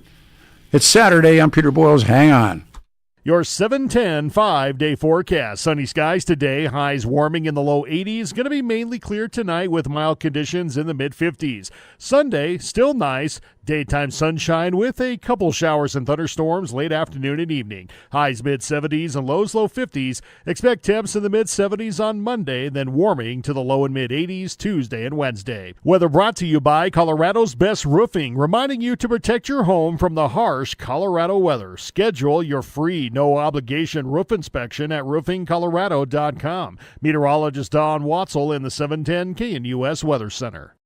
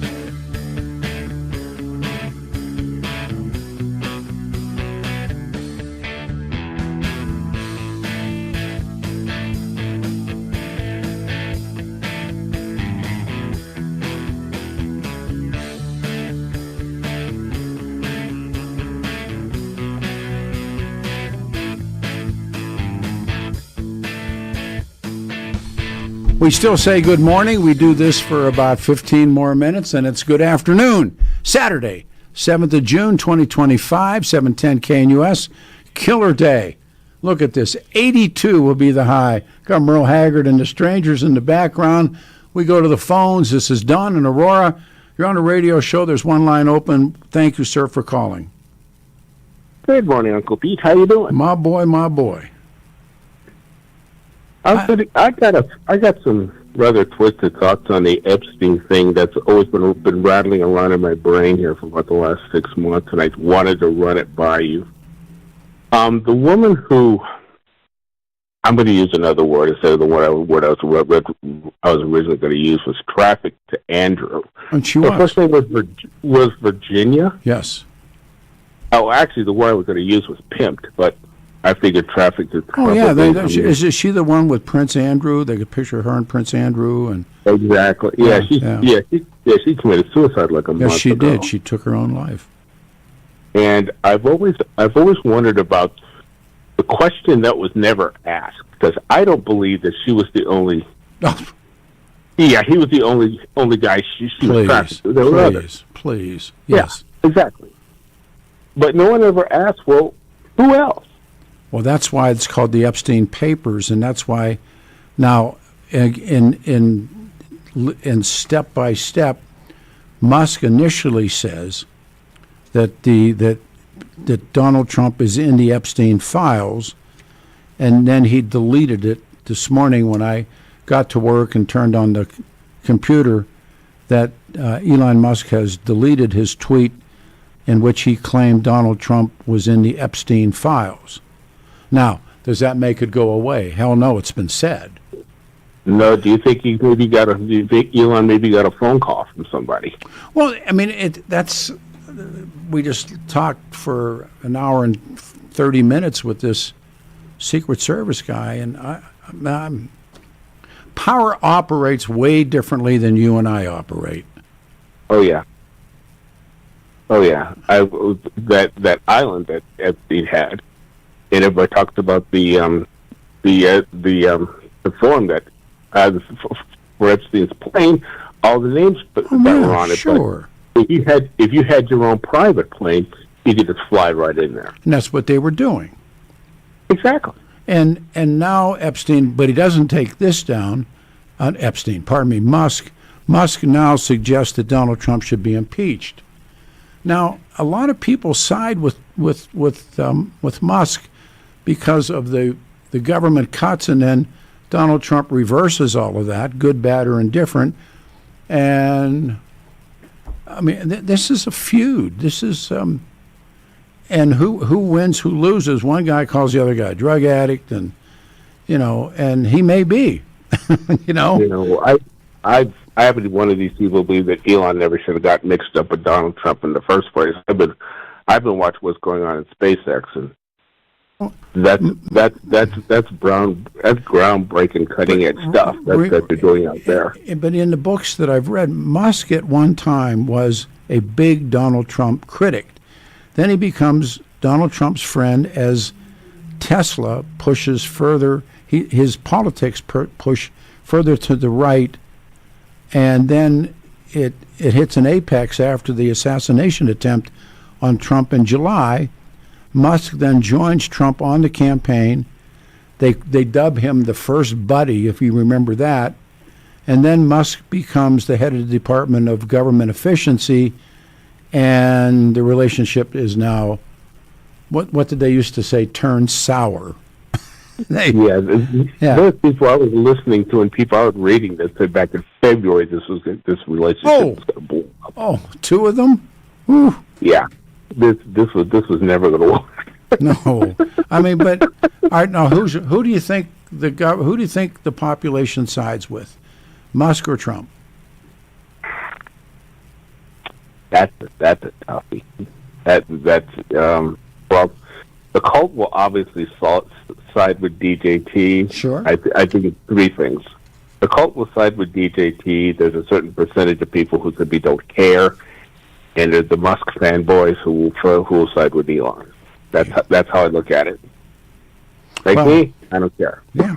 I really don't. Well, you watch. You have to care because it's what's happening. I'm watching this guy Levin, who is this talk show host. He's trying to pull this country into war with Iran. I mean, going, how are these people doing radio shows? And half of what's going on right now in this trial with Lindell, believe me, when the truth is found. But I listened to this Levin. I'm going, dude, you're trying to pull the country into war, and you got a show. Leave these guys alone. Leave these guys alone. I look at Ukraine, and I just got done reading listening to an audio book on Peter the Great. Yes. Yes. And this has been good. Now there's a czar. There's a czar. You want to be a czar? It ain't Nicky Romanoff. That's Peter. Yeah. I got to jump. Oh. Good call. Okay, thanks, care. brother. Mm-hmm. Thank you. All right. We go next to Grant in Conifer. Love Conifer. Hey, man, you're on the show. Thanks. How are you, my dude? Oh, man, no. hanging and banging, as they say. Let me kind of roll this into a package here before, so I can kind of lay the framework. I think with all this confusion, I think we are on the eve of a massive influx of confusion and conflict, and I was extremely just taken back when Musk has done this 180. But I think what everyone needs to consider is that all roads lead to artificial intelligence. Ooh. And this bill, I could not believe what was in this big, beautiful bill. There is a gateway for AI that they were trying to install for a open-ended 10-year run that it restricted every state from being able to regulate any kind of artificial intelligence that came from the federal level. I about swallowed my tongue when I heard that. Nobody can control this, can they? Once this well, but that's right. But I mean, this is that Patriot Act type stuff, and all fronts lead to this artificial intelligence. Wow. And all it is data collection. And you look at what Elon Musk did, and being coming out publicly advocating for free speech is all well and good, but his statement that I helped Donald Trump win this thing is not incorrect. What he did was purchase the largest. He purchased the largest data collection platform on the planet. Well, when all of this stuff. But if I could for 1 second, I'm going to keep you when we hit the wall and come back with Jeffrey. But what I think is interesting, he doesn't say it's because of my money. He doesn't say because of this. He just says I helped him win. That set the conspiracy people off on the other side of the fence, who are equally as ridiculous as this Lindell character. I mean, he said it. I'm going, God, can't we get away from this? So well, but in that manner, he opened the platform for people to be able to be uncensored, talking about things that we're talking about right now, which is fantastic. Yes, no, I agree.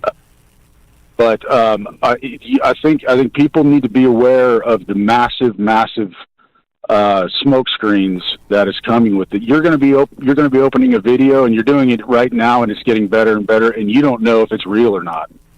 Oh, and all of this stuff. No. Yeah. I mean, it leads to data. I try and see myself as well. Get hip for the show and read as much as you can, and pack it in there. This is like like one of those spiders that can shoot webs in different directions all at once, and the timeline of Donald Trump and Musk and this relationship, and now they how quickly they turn on each other. I got a minute. I'm going to put you on hold because I'll bring you out with Brother Jeff. Brother Jeff opened the show with us at 9 o'clock and just did an incredible job on this. And we've asked him to come back. He's a special friend. So we have all of this. We have the Lindell part of it if you want it, but if you're smart, stay away from it after all the idiocy that went on this radio station for 5 years. The Trump-Musk feud. Where this morning when I came in on the job, I had some notes, but now Musk has deleted the tweet claiming that the president is in the Epstein files and this public breakup. So we got one more hour of the show. It's Saturday. I'm Peter Boyles. Hold on to your hats. We come back with Brother Jeff, and everybody kicks it off, and we'll ride it hard. Stay here. Thank you.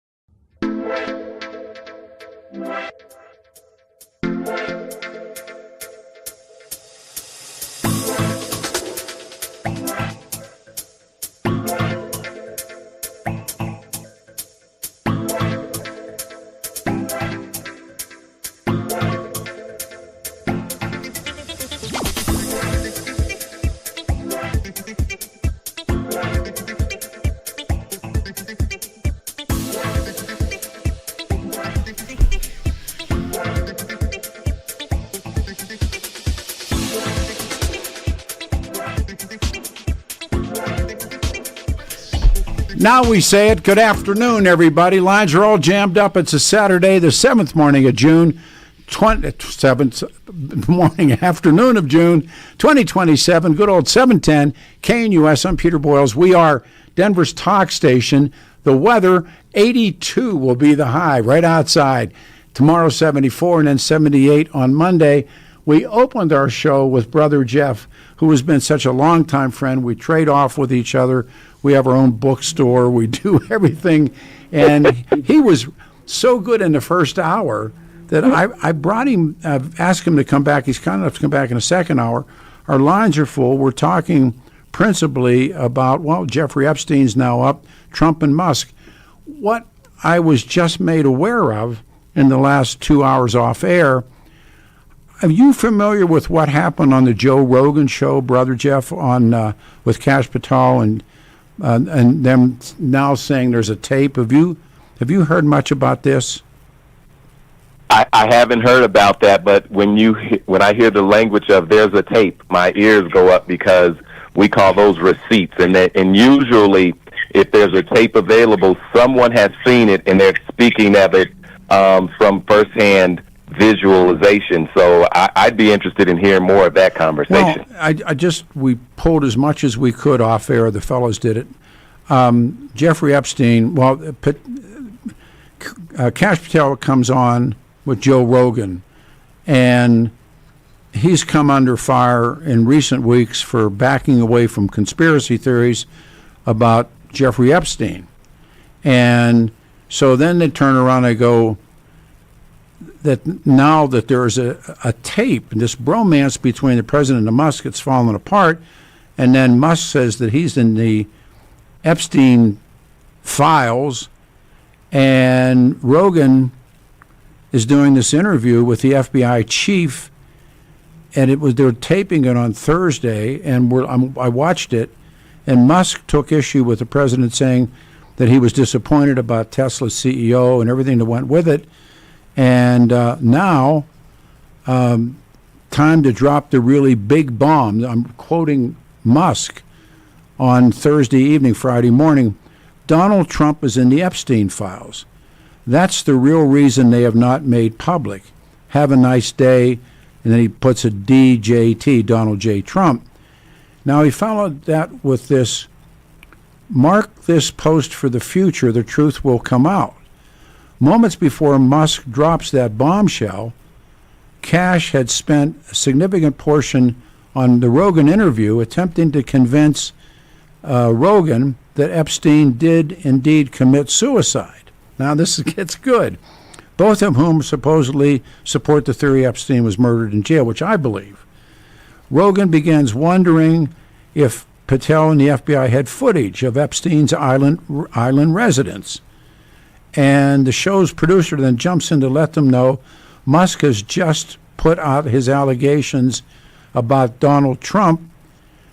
Joe Rogan says, pardon me in advance, Jesus Christ. He says it on the air. And Patel backs away and said, I'm not participating in any conversation between Musk and Trump. And then they read the tweets, and Rogan said somebody should take his phone away. And it was crazy for Musk to accuse the president of being on the client list of the sex offender Epstein. How does he know? How does he know that Donald Trump is on the Epstein file? Does he have access to the Epstein files? Rogan says. I don't know, and he seems he's staying away from it. And Rogan says, what the F are they doing? And Rogan, meanwhile, expresses concern. Understand, they go to that, and then they claim there's a tape. Now, after 5 years of claiming there is no tapes, now suddenly, Jeffrey, now there's a tape. And beginning in the 80s, I let it go at that, but they were tight friends in the 80s in New York, and then the pair would have a falling out in 2004. Then they put it all back together again, and Epstein was arrested in 2019, and then he turns up dead. But now they're claiming, after all these years and no tape, now there's a tape. Now, wow, So what do we do with all of this? Well, let's roll it back a little bit and think about the time we live in right now. There's a tape on everybody doing everything in a society where there are cell phones, cameras on corners. You're getting tickets in the mail showing you driving cars. Yeah. And so let's roll back for just a minute, because Elon Musk could possibly be doing what Cat Williams did on the Shannon Sharp show. Remember, Cat Williams broke the internet saying that in 2025 or whatever, and I think he used the word sexual deviance will all be revealed. And he just went down a list of names. He said he didn't care if it was Diddy. He didn't care, if it was T.D. Jakes. And he just started naming these names. And no one thought anything about it. They just thought, oh, Cat Williams is, being comedic, and he's also saying some outlandish things, and people are hanging on to it. Lo and behold, all of those things, or many of those things, became true. Now, how did Cat Williams know? He said because to get to a certain level in terms of your popularity, your status, your inroads into these moneyed classes, you have to do certain things that are against your values, perhaps, or you have to allow individuals to do things to you that you would not necessarily do. And a lot of that's coming out in these Diddy trials. And so if there's a tape of high-powered individuals who came to power for certain reasons, I guarantee you it's just like in the hood. If you join the gang, they're going to have you do something that they have on tape.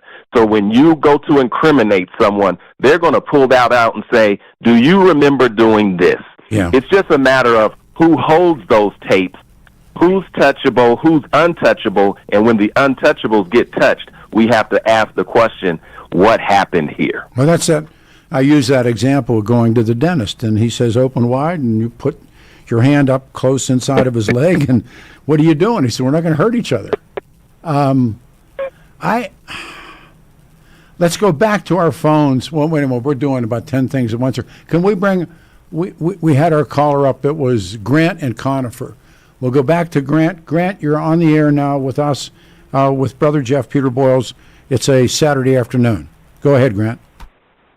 Hey, Dick. I mean, we're all talking the same language right now, and Jeff, you are exactly on the plane that I was shooting at, and I think that what I was talking with Pete about, you may have heard, was this: all roads lead to artificial intelligence.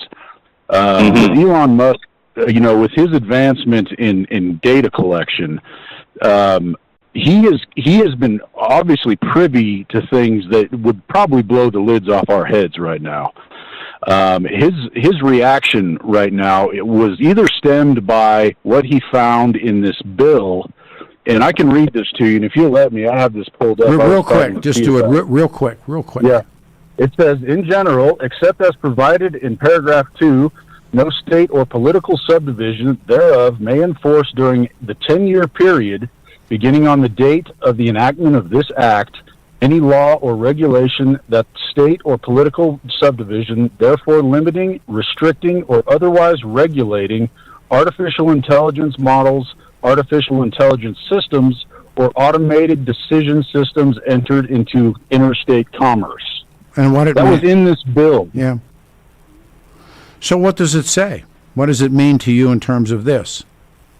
Well, it's what we're entering right now is a pre-hurricane of artificial intelligence. That almost opens up a government of artificial intelligence right there. Jeffrey, your thoughts? I mean, it's the small print. I've signed on to this cell phone, and I have no idea of what I signed away in terms of my rights.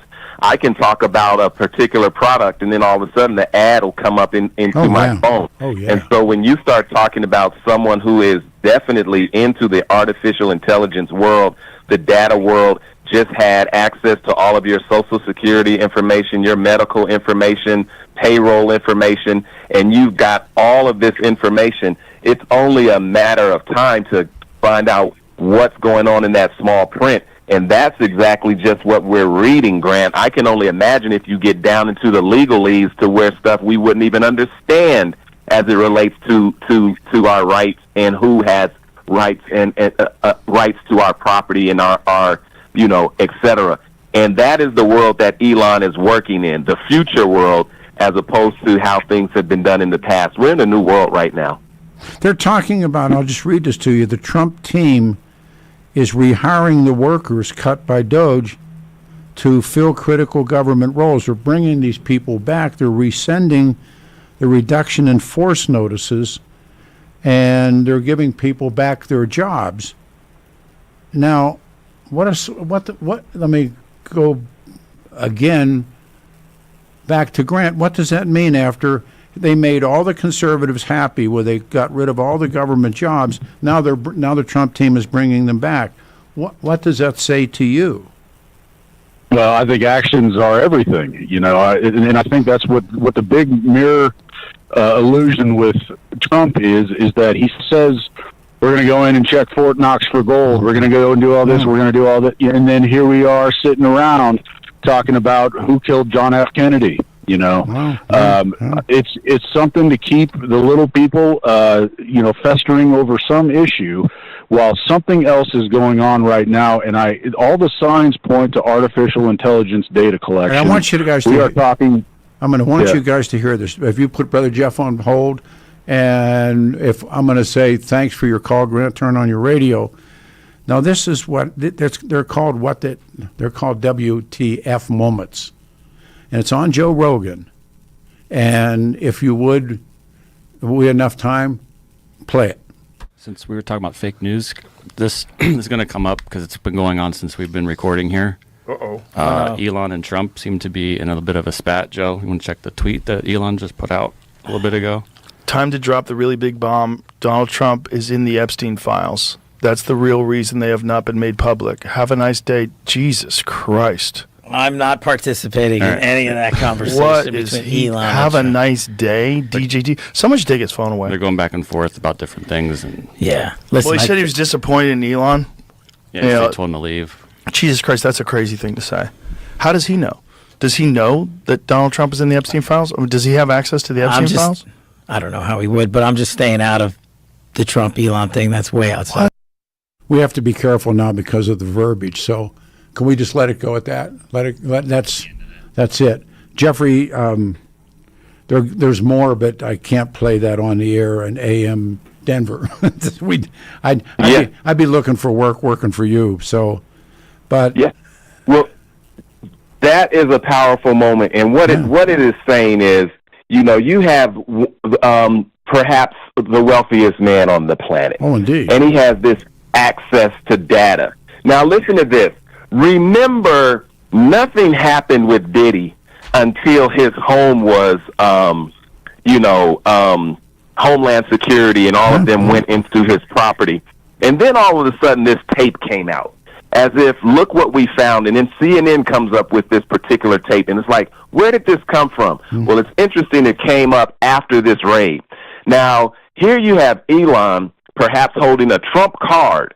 He's very heavily invested in terms of his inroads to government, his contracts, his wealth, and his bottom line. And now Trump is saying, I'm going to take something away from you personally. And he's like, and look what I have. And it's a hint. It's like, the reason this is not released, so he's throwing some shade on Trump. Trump's going to be like, hold up a second. I know he's going to say some bad things about me, but he's giving you a out with that. And now all of a sudden, here comes this show where they're talking about this particular conversation. No one wants to really talk about it because, as you have mentioned, with the pillow guy and everybody else in these major networks losing millions because of what they may have known or may have skirted or may have participated in. Well, Elon is smart enough to know that if I'm going to say something that's going to put me up to defamation against Trump, I better have my receipt. Yeah. And I guarantee you he has something. And I'll close with this. It's not that it's not being released because it just has perhaps Trump in it. It's not being released because it has a whole bunch of other individuals across the line. I told you. I mean, what I went through with Denver Players and Denver Sugar. And everybody made a big deal because Michael Hancock was the name I was given. Jeffrey, it had nothing to do with Michael Hancock. Michael Hancock was this young African-American city councilman who just became mayor. It didn't have jack to do with him. He just was the guy. Right. Let's go back to our phones if we could.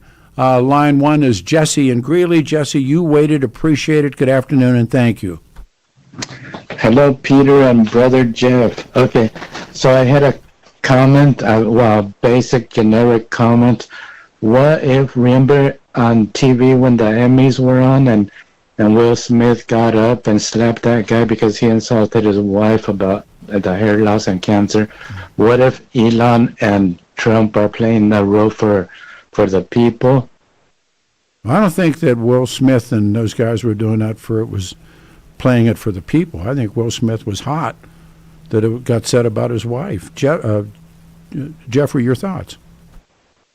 Yeah, I don't think this is staged. I mean, because the implications are too critical. When you start talking about pedophilia, and you start talking about sex trafficking, and you start talking about all of these dynamics that individuals, mainly find repulsive and certainly criminal, then when you start throwing those allegations around, it's personal. Yes, there are bigger issues attached to it, but remember, it's the small things that get you a flat tire. And it's this thing that kind of ruffled the feathers of these two gentlemen who have decided to attack each other personally on both sides. And so, yeah, I think there's something bigger. Of course, always follow the money, but actually the way it is being fought is powerful men doing impulsive things that are incredibly petty, that are in line with their kind of modus operandi.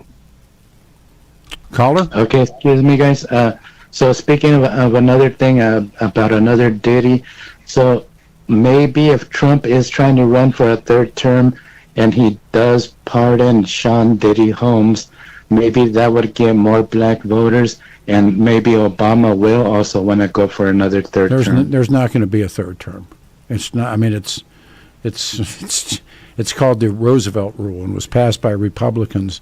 Nobody gets that fourth term. Somebody gets that third term. Now they may jump up and down and claim they have the constitutional right. These are the same people that made the same claims about how the Constitution was stolen and they stole the election. Forget about that. That's talk radio nonsense. Fair enough? Thank you for everything. Thank you. All right, Brother Jeff. I would like to. Yeah, go ahead. Let me touch Pete real quick on the black popularity with Trump. He doesn't need a lot of support from the black community, but he has enough support to push him over the line. Remember, Donald Trump was the darling of the hip-hop world. He was popular with black folks and the Democratic Party before he went to the Republican Party. And with him pardoning Larry Hoover, if you don't think that has given him some points, what was that about in Chicago? What was that about? Well, I think that the Democratic Party and most individuals miss the point in terms of how much popular support Trump actually has. And it's not just what individuals would term MAGA enthusiasts. I went to the Gaylord and saw over 25, almost 40,000 individuals show up within a week to support Donald Trump in Colorado. Here we go. When the next day the Democratic Party. I got to put you on hold. Brother Jeff, Peter Boyles return on a Saturday. Lines are open, 710 KNUS. Your 710 5-day forecast. Sunny skies today, highs warming in the low 80s. Going to be mainly clear tonight with mild conditions in the mid-50s. Sunday, still nice. Daytime sunshine with a couple showers and thunderstorms late afternoon and evening. Highs mid-70s and lows low 50s. Expect temps in the mid-70s on Monday, then warming to the low and mid-80s Tuesday and Wednesday. Weather brought to you by Colorado's Best Roofing, reminding you to protect your home from the harsh Colorado weather. Schedule your free no-obligation roof inspection at roofingcolorado.com. Meteorologist Don Watzel in the 710 KNUS Weather Center.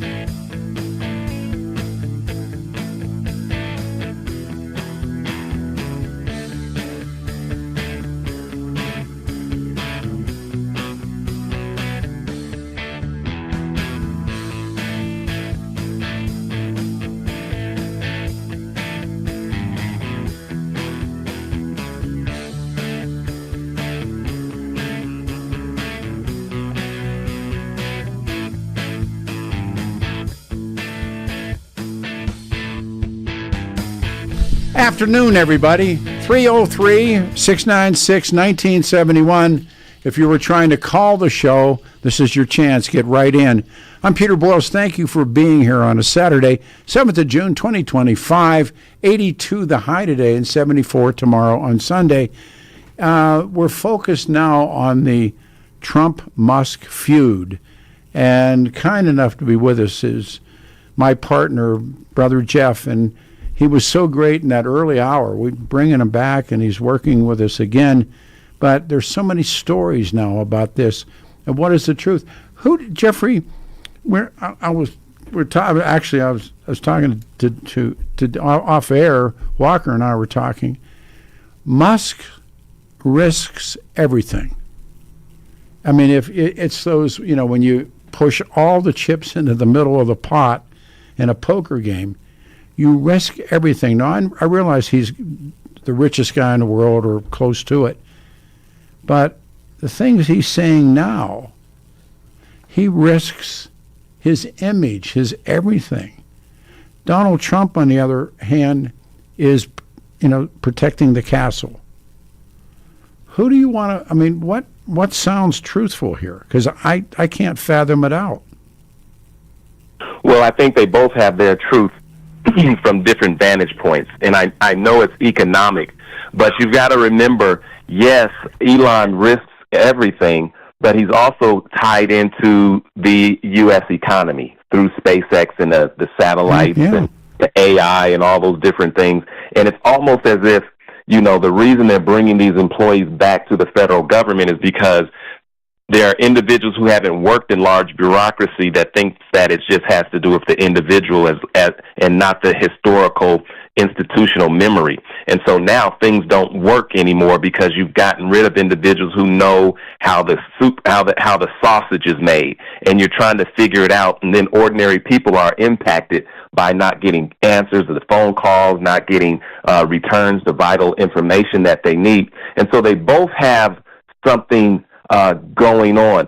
I think the card that Trump can play with Elon in terms of the United States and culturally goes back to, remember the book of the walls came tumbling down when Ralph Abernathy said that Dr. Martin Luther King slapped his girlfriend in the hotel room? And I was talking with Andy Young, and I asked him about that, and he used the same argument that you're seeing taking place right now. Oh, Ralph was getting old. He was senile. He was crazy. And I'm like, that's not the question I asked. Did the drum major of peace and nonviolence slap his girlfriend? And more than that. There's more than that. And there was more. Yes. But you remember, if you go to Atlanta, they've airbrushed Ralph Abernathy right out of that civil rights movement. Well, they'll do the same thing here. Sure. It's the old, Trotsky was never there. We got rid of him. So on Thursday, I'm trying to line this up, and I was working on it last night. On Thursday, Trump and Musk are in a public spat.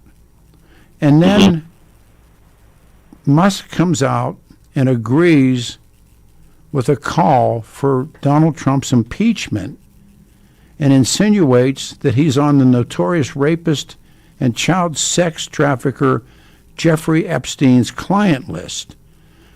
Trump comes back and threatens to end Musk's government contracts and subsidies. And he's going to, and that was his way of saving American people more public money, which is kind of, to me, laughable on the outside.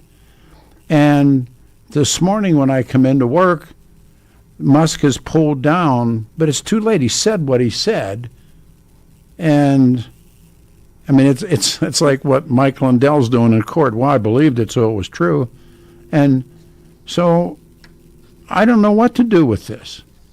And think about what Trump's response was to that particular accusation. Not a counter accusation. Did he say, "Hold up a second"? I unequivocally or equivocally, whatever, say, I have nothing to do with any of that. No. And I'm going to sue you for defamation. Thank you. Thank you. Did you hear that response? I did not. And isn't that the response you would give? Like if someone said, you know what, Brother Jeff, you were with Epstein and XYZ, blah, blah, blah, blah, blah, or accuse you of anything, there are things that you can just quickly say, hold up a second, I don't have anything to do with that, and you're going to be sorry for even saying that because you have defamed my character. Ask Mike Lindell right now. Right? Exactly. You shot your mouth off, dude, with a bunch of other people. Watch. No, you're right. I mean, I'd have been on a guy like a cheap suit. Say that? Yeah. Well, I could tell you, look at the Diddy situation with Cassie. She did a suit, and I think she came out with $30 million in the settlement, and then the hotel had to give her $10 million. And so when folks come after you, there is legal recourse, and there are a ton of attorneys that would say, well, I will take up for just 1% of what we're going to sue for. Let's go to the phones. Lines are jammed up. We go to James in Denver. James, you're on a radio show. Our special guest, Brother Jeff. Good afternoon. Yeah, good afternoon, guys. So I think it was about a week ago when Trump and Musk parted ways. It was on TV. He gave him the golden key. And somewhere in between that and a day or two later, they both destroyed everything that they have worked towards for the last. So what happened?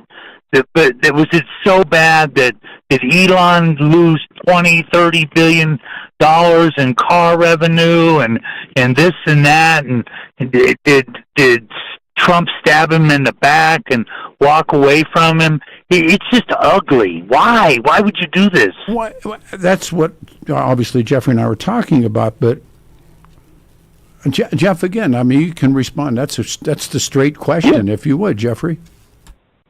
And Trump gave a straight answer. He said the reason Elon is upset is because we were attempting to shrinken this government until it came down to his part, those electric vehicles and how much of the budget that entailed. And once Elon found out that his portion of those cuts were going to be impacted as well, that's when he got upset. That's what Trump said, and you have to believe it. But do you think that Trump, let's say Trump, I think probably should have come up with some type of compromise in that EV, because there's people out there that are going to buy those cars anyway. And if you trade your car in, you get $4,000 a trade in, and you get an electric vehicle. He could have done something to soften the blow on that. I just don't get it. Why would everything that Elon did for him, and then all of a sudden it's just completely blown up? That's why this morning, when this Peter saying it, when I came in and I'd seen that Musk took the charge down, and as Jeffrey has pointed out, something happened in a less than 24-hour period. I mean, you always know that phone calls are being made or guys are walking in other guys' offices. I witnessed it in Denver, Colorado with Players and Sugar. I mean, I know what happened, and I know that they did what One they other did. comment from my side. I watched that complete interview with Joe Rogan and Cash Patel, and that dude is a stand-up dude. He said he hung himself. There's no other evidence. Oh, please. That said that. That's what he said. I know. And now they're talking about a tape. So I'll talk with Epstein. Well, Trump and Musk, and it turns them both into like billion-dollar losers. But is this the two tough guys, Jeffrey, on the playground? The once richest man on earth, who thinks he's the most powerful, locked in a scrap with the other guy who is most powerful guy, and they have a fallout. But what did they have the fallout over? I think your question definitely sets up an answer for me, because have you ever seen two powerful alpha men in the same sandbox? in the same bar. vying for who's in charge.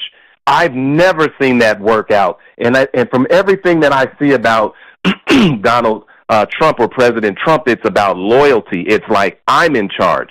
And so when you have someone else stepping in saying, I'm in charge, and then his son, maybe 5 years old, says, yes, my daddy's really in charge of this as well, and then you bring in this ego dynamic, someone has to clearly be in charge. Someone has to be, the one that's guiding this country, without individuals saying, this is the real number one person and you're really number two. I've never seen two alpha powerful individuals in the same sandbox saying we're going to get along very well, particularly when they got big egos like these. I haven't been reading the text messages. I'll read this one. It just came.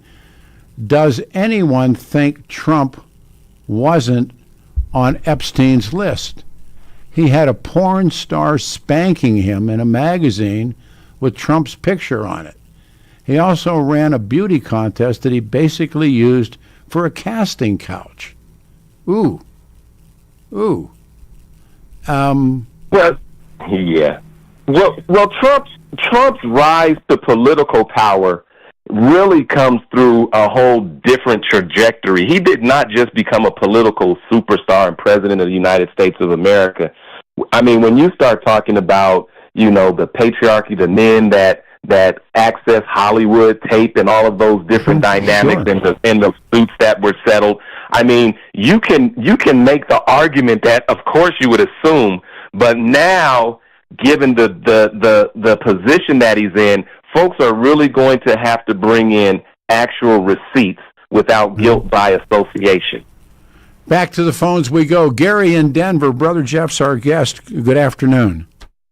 Oh, hi, Pete. Thanks for taking my call. Pleasure. I don't think, what's the billionaire's name, trillionaire's name? Musk. I don't think Musk cares a lick about the deficit growing. I think, what I've read, it makes sense. He's concerned about the electric vehicle credits, and also that his guy for NASA was rejected because NASA would make a lot of the decisions about the Gold Dome and some of the flights to Mars. And secondly, I think it's all about the money. First of all, he seems to be on drugs, taking down a post, thinking that it makes it goes away. That's an act of a drug addict. And lastly, I'll say, he's become used to living a certain lifestyle. I think he's got 7 or 9 kids or something like that. More than that. But, I don't know how much of his wealth is paper wealth, but I can tell you one thing. Do you know that the price-earnings ratio for Tesla is 200? 200 price-earnings ratio. That's like double during the crash, the crash where things were at 80. His is at 200. The average is 20. So, and Trump, what he wants to do, what he's been doing lately is when he doesn't like what anyone's been doing, a college, a state, he just pulls their money. And Trump and Elon is sweating bullets that he's going to pull his money. And also, there are 5 Inspector General reports or Inspector General investigations underway about his transactions, and Trump could reopen those as well. So that's what I was Let's go to Jeffrey. Jeffrey, your thoughts? Yeah, I think it's a bad fight, but I think the crux of your initial comment is, this is not really about the benefit of the people and the common person. This is really about, on Elon's side of the ledger, his bottom line, his company, and what it will do for him as opposed to what it will do for us. And I think that is one of the things that attracted individuals to Donald Trump, President Trump, was their belief that his actions were on behalf of the common person. And to the extent that the president is able to maintain that base, believing that will be the difference in terms of how folks will approach this spat. That's exactly right. Brother Jeff. I asked this question real quick, 30 seconds. Gary, how does it end? It ends that they're going to make up. Trump is going to find a way to mollify the billionaire dude, and it won't matter a lick about the legislation. What about the Epstein files? The Epstein files, the interesting thing about that is I'm sure trust is on the log. In fact, that's been evidenced already. But, you know, what's interesting about that, there's got to be a lot of young ladies who are compromised on the Epstein Island that are walking around with being paid off. All right. Thank you. Put Jeffrey on hold. Once again, lines are open. They go closed, open, closed, open. 303-696-1971. Get your final questions in. It's a Saturday. I'm Peter Boyles.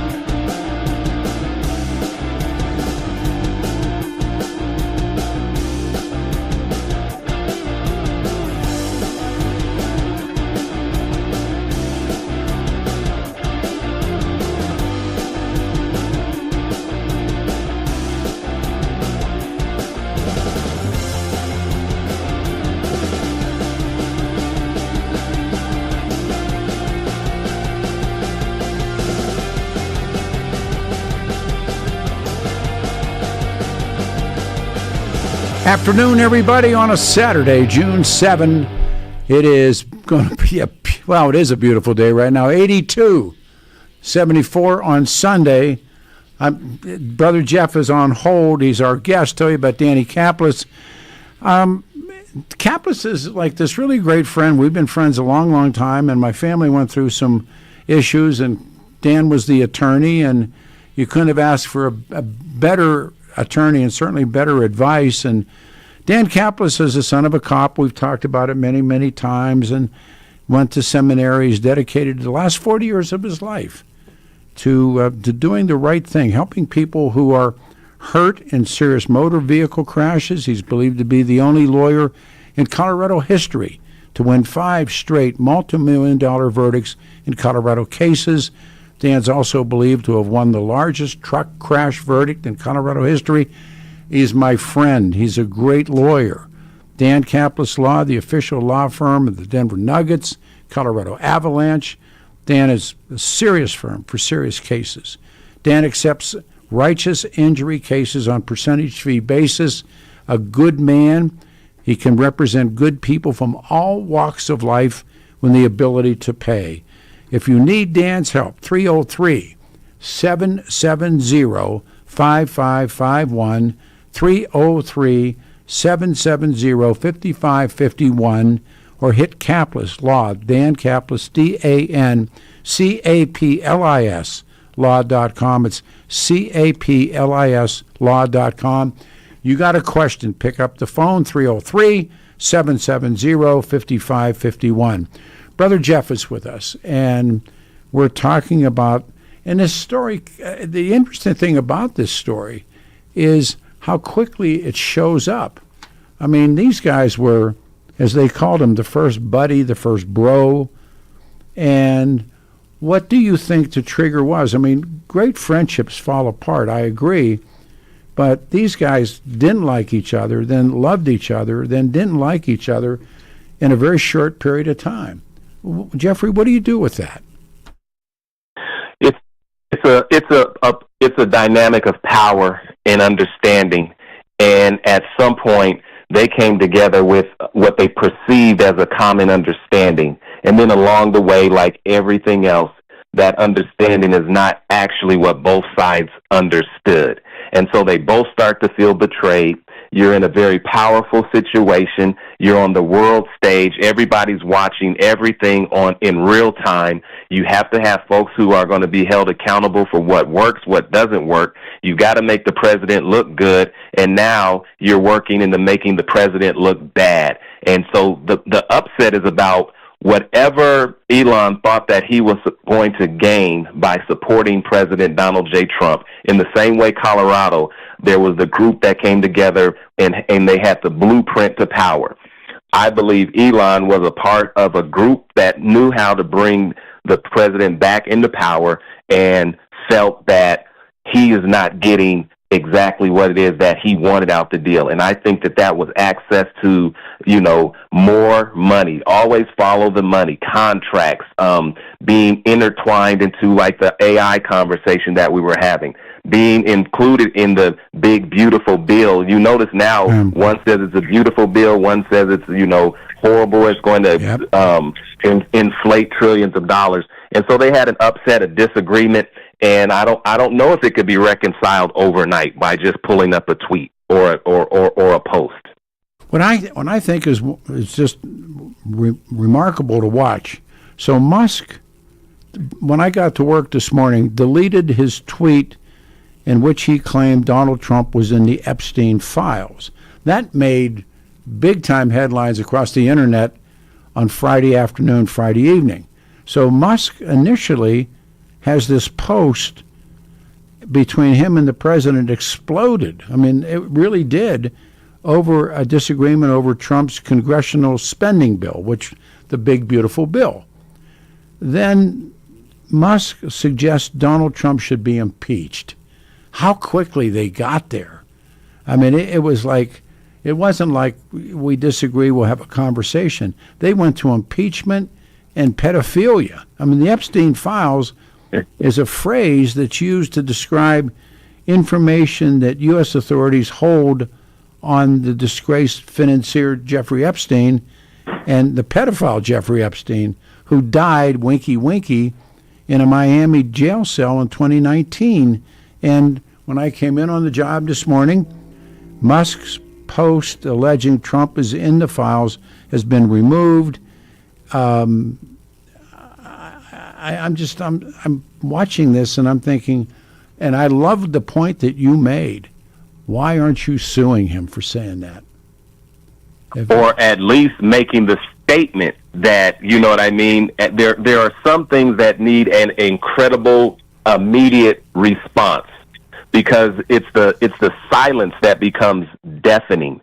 And so when you look at what's taking place with both of these two powerful men with huge egos and very impulsive. Remember, one of President Trump's greatest assets and also Achilles' heel was how he took to Twitter. And he governed through, his tweets in terms of his opinion being uncensored. And I guarantee you there are a lot of things that they wish they hadn't said, hadn't posted. And with Elon taking down his post without putting up an explanation or recanting or saying, you know what, let's let cooler heads prevail. Just the taking it down absolutely makes it worse. Means nothing. Makes it worse. It makes it worse. All right, we're going to take one more quick call. Hey, Brandon, we got less than 2 or 3 minutes left. You're on the show. We're going to be the last guy. Brandon, good afternoon. Good afternoon, Peter Boyles, the great Peter Boyles. Yeah. Amazing. Yeah. Still at it on the Saturday. I used to listen to you on the weekday, but I caught you on the Saturday. Took my daughter to Elidges, 82 degrees. There you are. There you go. All right. It's going to all be good, sir. Trump, Elon Musk, it's going to all be good. Yeah, they're both alphas, like Brother Jeff said. They both get done what they want to get done, masterfully, quickly, cleanly, as best, but they got that edge to them. They got that edge. And it comes out bad sometimes, but Trump is a master. For all we know, Trump could have said, we've been cozy. I need to do a little things, make sure we don't have people thinking we're too tight, and we're going to do this like this. And Elon Musk said, I'll do it. So it could be something going on. That's in pro wrestling. That's called a work. Yes, sir. I mean, we don't know. We don't know. I don't buy it as a work. I buy it as this is legit. This is Jeffrey. But it still may work. No, see, even if it's not a work, it still may work. Jeffrey? Well, I got to go with Brandon in terms of these two individuals are going to have to figure it out. Neither of them want to be on the stand in court litigating any of this, especially around Epstein, and I don't think that it would ever go that far. I know there's the saying in the hood, used to be my homie, but now you act like you don't know me. But on the other side, there is the breakup to makeup, and so hopefully they'll get to the breakup to makeup, but they've got to work this out and come with explanations where individuals will say, yeah, it's good to get back in the water and just move on. But right now, we're not there. It's going to be interesting to see how we get there. How much time do they got? How much time do they got, fellas? They can't have well, I would say, Go ahead, Brandon. I would say that, yes, sir. Thank you. I would say that Trump, it's his term. It's a lot going on domestically, internationally, intergalactically. And Musk wants to be a part of all that. Okay, a lot going on, but I think Trump has his time in office. Musk will carry on and do his thing as a businessman. We're under a minute. Jeffrey, how long can they let this go? Well, there's a very short memory in terms of the news cycle, so this is what it is right now. It's going to be on to the next rather quickly, and hopefully there's no major tragedy that's going to force the nation to come together like 9/11, etc. But until the next thing comes up, this is going to take center stage for the next few days. I got 30 seconds. Brandon, as always, thanks. Brother Jeff, I owe you a phone call because I got another idea, so take care. Have a great weekend. Let's do it. Jeffrey, thank you very much. All right, don't forget Jeff and Billy for another breakfast broadcast. It's Wednesday morning from 6 until 10, the IHOP, 104th and I-25 in North Glen. Stop in and say hi. Great breakfast for $7.10. That's it. This is good as, shows aren't going to get any better than this. Walker, you the man. Thanks, everybody. See you next weekend.